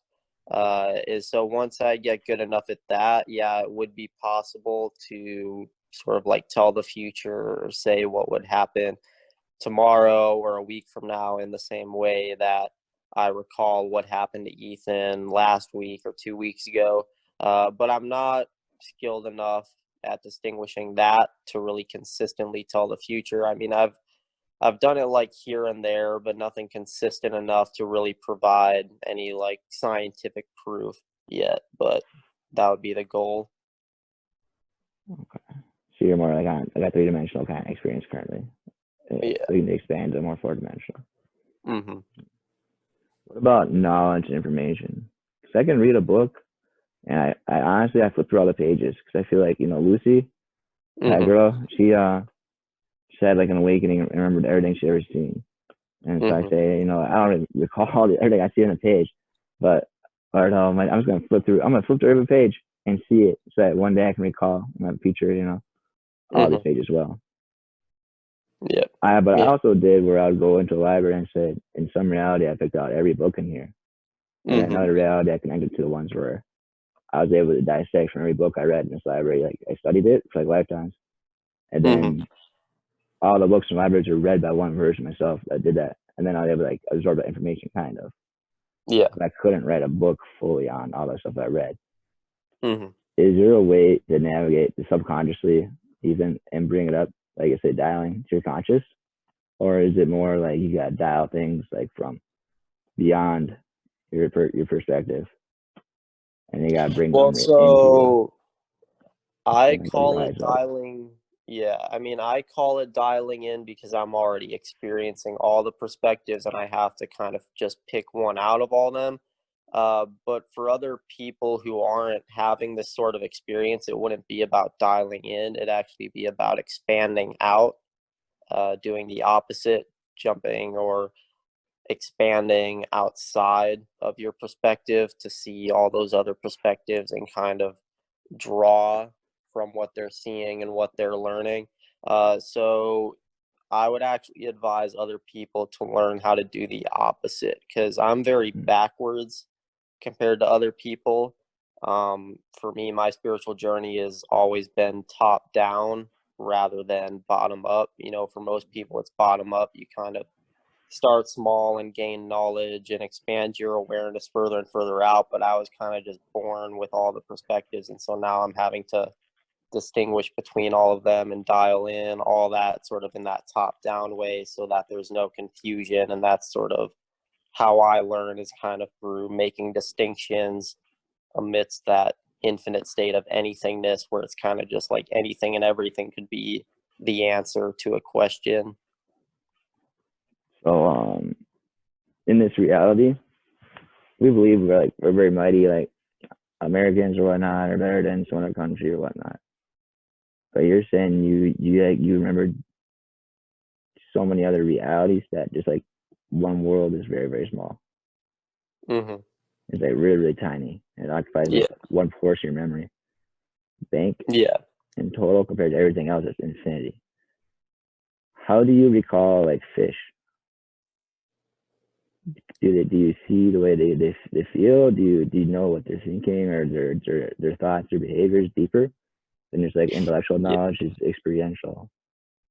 Yeah, so the feelings of all of them are already there. From there, it's just then the dialing in process to see which being is feeling which. So, like, kind of seeing which feelings belong to the fish to kind of know what the fish are feeling. So, all the feelings are already there. It's sort of just a game of connect the dots, kind of, okay, what is feeling what? Because they say there's certain kind of fish. Like Greg Paul's son Logan Paul, he was saying that there's one fish out there that sees in so many colors, Mm-hmm. and he likes it because it's a bad. It's like it's fast, and it's something he can't do. He's colorblind, and he can't see very well colors. And so my question to you is, are you seeing like that way? Are you seeing so high def that the colors, even themselves, are spectacular? Like, are you seeing as RGB just because that's the way naturally people do it? Or are you seeing beyond that and have a hard time relating to people because they're only doing that? So Ethan's eyeballs are seeing things just like a normal person, but of course, since I experience things beyond just that perspective, I'm also seeing the other colors and kind of hues and saturations.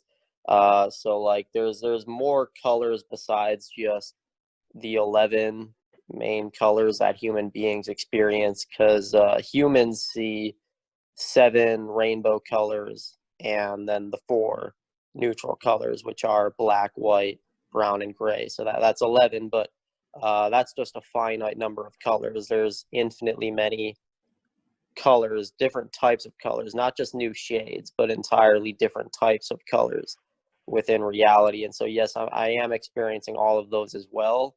Not through Ethan's eyeballs, though, but just through the other perspectives that I'm also experiencing. Are you able to imagine in your head Ethan's eyes viewing those colors around you? Or is that Yeah, your imagination? yes. Yeah, since I'm experiencing them, I'm able to imagine what they're like. It's hard to, well, they can't really be imagined like if you don't see them though. So that's why when people ask me like, what does some of them look like? It's hard to really get them to imagine it. Like I say, like, oh, there's a color that looks fuzzy, but then they think of just like a fuzzy pattern. It's hard to, get people who haven't seen new colors to really imagine the new colors. So I'm able to imagine them, but only because I can see them, sort of. Is there omnipotent beings of any kind or whatsoever? Is that just a myth of fairy tale? Yeah, omnipotence is real, although it depends on what degree of omnipotence you're talking about. Because sort of like the absolute degree of omnipotence is actually something that lies beyond reality. Therefore, I wouldn't necessarily say it's real. It's something beyond real, since it's beyond reality itself. But that's kind of its own topic. That's more of like a whole field of study. So that would be too much to go into here. Have you ever heard of our world as a universe, Ethan? What's that? Have you heard of our world as like a universe? Yeah. What does that mean to you? Because to me, it means like one word or one group of words. Yeah, there's different degrees of meaning in it. For me, it's too hard to really pick one. Because that is this ideal that whatever I said would come true. And then I was like, what would I say into existence? Imagine in Dragon Ball in particular, they got a being that can grant any wish. And they say like, oh, it's limited to something. He's like, no, it's not limited. Anything. And so that's kind of understanding with infinite. Like you tell me to describe an experience, anything I describe, it's already happening. Yeah. And so I thought, what is being wished? Okay, so I'm in a Dragon Ball universe.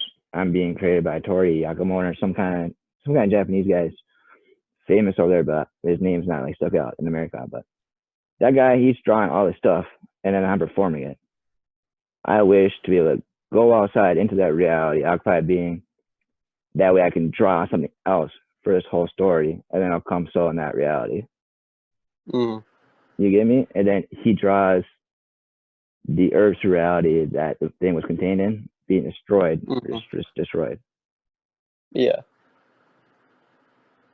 Would that be a wish grantable? Can you really do that? No, that's a misunderstanding of infinity. So basically, in some places, yes, that would happen and the wish would be granted, but there also has to be infinitely many places where the wish isn't granted. Otherwise, reality is not infinite. I'm not entirely sure why when people think of infinity, they only think on the positive side, like, oh, that means all wishes are granted. Well, there's also a negative side. You know, if reality doesn't have places where wishes aren't granted, then it's not really infinite. So it doesn't mean that whatever you wish for right now is going to happen, because there also has to be experiences where people wish for things and they don't happen. So that makes a lot of sense. Actually, a lot of prayers for that, they never get granted. Mm-hmm. However, there's certain methodology and certain rules that when applied, they grant the result no matter what. Mm-hmm. For Yeah. instance, I go to the weight room. I bench press 125 pounds. Therefore, by that rule, I ought to be able to lift 90 pounds. Mm-hmm. You Yeah. feel me? I can Yeah. bench press it more. I am able to do that. Yeah. And so you're able to imagine incredibly fast as well as incredibly slow. Is it Yeah. hard to use speak dialect sometimes? Speak people's proper range? Because I have that hard like understanding like how are y'all so slow and not able to tune in the higher frequencies, you know? Like I watch things fast on YouTube and Mm-hmm. then I just tune into that speed level. Yeah. Do you have a hard time relating to people's rules, I guess, and being within them, you know? Yeah. Or not at all. It doesn't matter. You kind of I cut that mean, off. kind of in the opposite way. So I can relate to people pretty well, but people oftentimes have a hard time relating to me more so than me relating to them, I would say.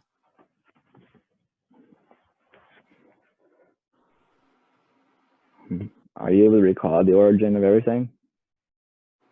Or not really? Is that beyond Well, your... there was no origin to everything since it's beginningless. It's kind of just an infinite chain of causes. An infinite chain of causes. Well, it's been good having you here, buddy. I see a few more questions after this. I was going to think a lot real quick. Anyway, the audience, you know, everything's something about Ethan Kahn. It's a great channel. He goes a lot into depth, more about these principles, these realities. I was getting kind of really in depth here for this one. Yeah, I don't know, but we've had probably 5, 6, 7 interviews before this one. So real good buddy, real good friend of mine. We never really met. We hardly see my camera doesn't work. But just his methodology and the way he speaks is so appealing to me and so cool and so outstanding. So yeah. So I thank you so far, Ethan, for being with me. I was gonna grab a quick drink of water, but yeah, is there Yeah, anything else thanks. you want to delve deeper into to share? I think we covered a pretty good range of topics for now. All right. So my last thing for you is you're writing a book. How do you perceive experientially? It's already done, and I'm flipping through it, and it's fucking a massive seller. Mm-hmm. And while I'm writing the book, how does one do that? You know, if you know, if not, it's fine too. Yeah, I mean, you'd have to be able to know sort of which future history is going to extend out of this present moment to kind of see what the finished product of the book you're writing now is going to look like. Otherwise, you could end up seeing something else in like an alternate future that the book's not going to be. And then, have you heard reality is defined by focus? As mentioned, like in the CIA like paper, they did a study of what a reality is. What is this place? And they found that the observer's focus creatively changes like the molecules and cells here. or a building Yeah, block we're in. Have you heard yeah, I about think that by chance, or not? Not really, I suppose. It's kind of a thing on TikTok I seen, but it was interesting how the government themselves is aware that our focus itself changed the reality and greatly to a huge extent, and that yeah, even if you get your brain, I think that's true for this region of reality. But there's other regions of reality where focus is not going to define reality in the same way that it does here. It might be something entirely different that defines it. Uh, so I would say their findings only pertain to like this region of existence, which makes that would make sense because they're only studying this region of existence. So their scientific findings are only going to pertain to here, but not necessarily elsewhere. and then my other question to you, Ethan, is this: are you happy right now? Are you glad to be here? Would you rather be somewhere else? Yeah.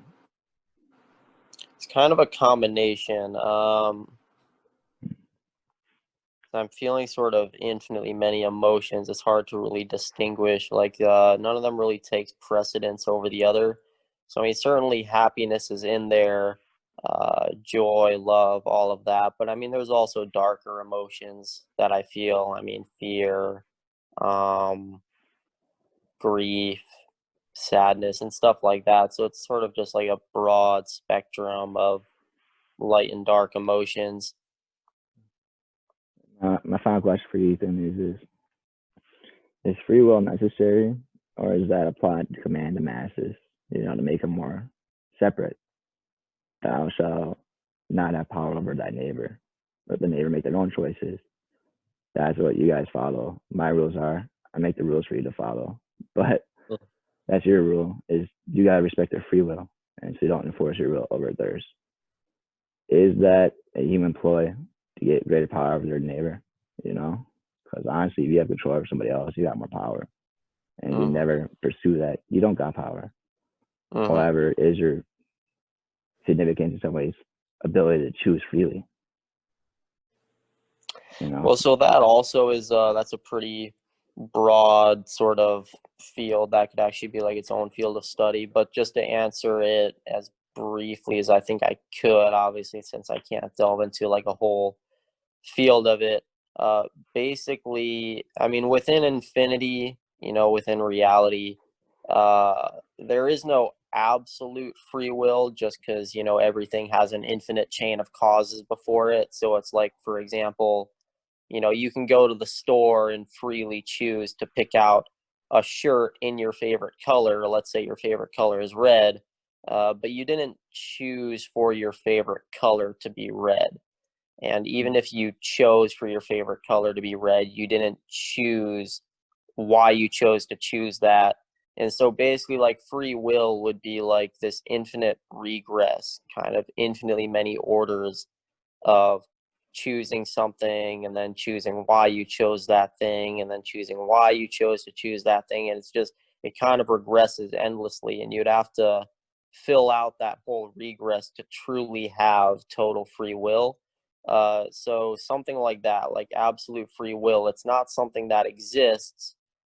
In reality, it's more like my answer to the question of omnipotence. Absolute omnipotence is something that's beyond reality. So I would say, in the same way, absolute free will is also something that's beyond reality. It doesn't necessarily apply to it just because nobody could ever fill out the infinite regress of choices that's required in order to truly have total free will. So I would say everybody has will, but not necessarily free will to an absolute extent.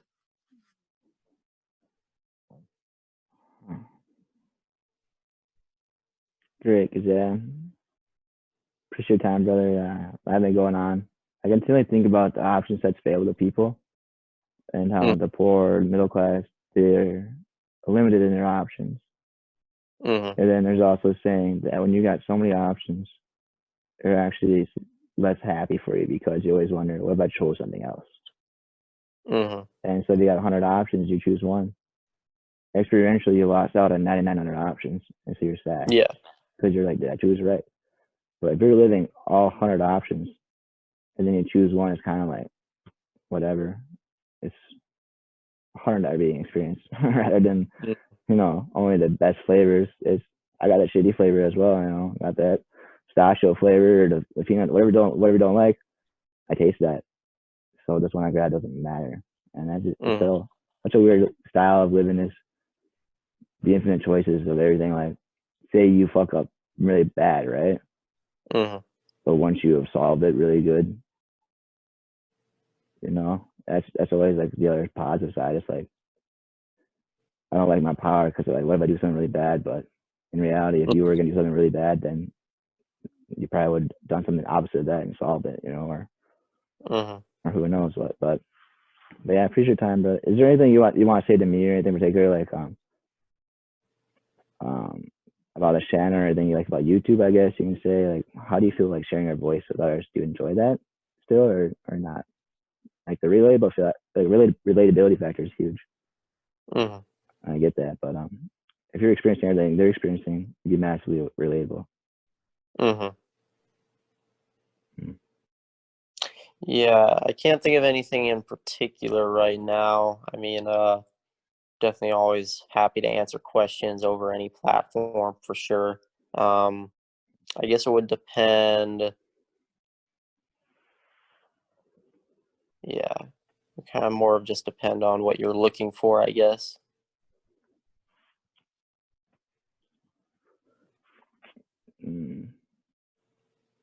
Yeah, I suppose that would be clear. The ultimate goal, so I'm kind of looking for, that's kind of a larger topic for another day. Yeah, it's like, there's no goal, only the journey. Well, eventually, that's either verified or unverified, Like, is that a true statement or someone that ever got far enough? That's what I always pursued, was like, yeah. So, I mean, end, yeah, like, I mean, so like within infinity, there's no end, but I mean, there's stuff, like I said, that's kind of paradoxical and beyond infinity. And so within that stuff, those are my sort of more exclusive spiritual teachings. You could probably find something that's more like an end goal rather than just a journey. Yeah, well, sounds good. I'll speak with you soon again. Everybody listen. Send your praise and shout out to his channel, Ethan Kahn. Everything explained by Ethan Kahn. So look it up, spell his name right. It's ETHAN space KAHN. And thanks a lot, Ethan, for sharing time. I know we've had like a few times doing the past. I swear to God, I checked my email, refresh it. And then the day I don't check it, they responded, so I missed out on it. Or it was another email set, and so I didn't see it. So I seen my email, refresh it, but it was in a different email than we had seen before. So this has been a work in progress, guys. And we're in the Corona season right now. We're still strong at all. But we're here sharing these like metaphysical principles with you and all this like stuff that you think is like not really applicable. But if you're really experiencing something from beyond your limitations, that means, you're beyond your current reality. And so you just kind of shape your reality a little bit. If you choose to accept it, if not, I mean, it's totally fine. But again, Ethan, I appreciate your time, and thanks for reaching out to us today. Yep, thanks for having me. Get all soon. All right, see ya. Take care. Bye.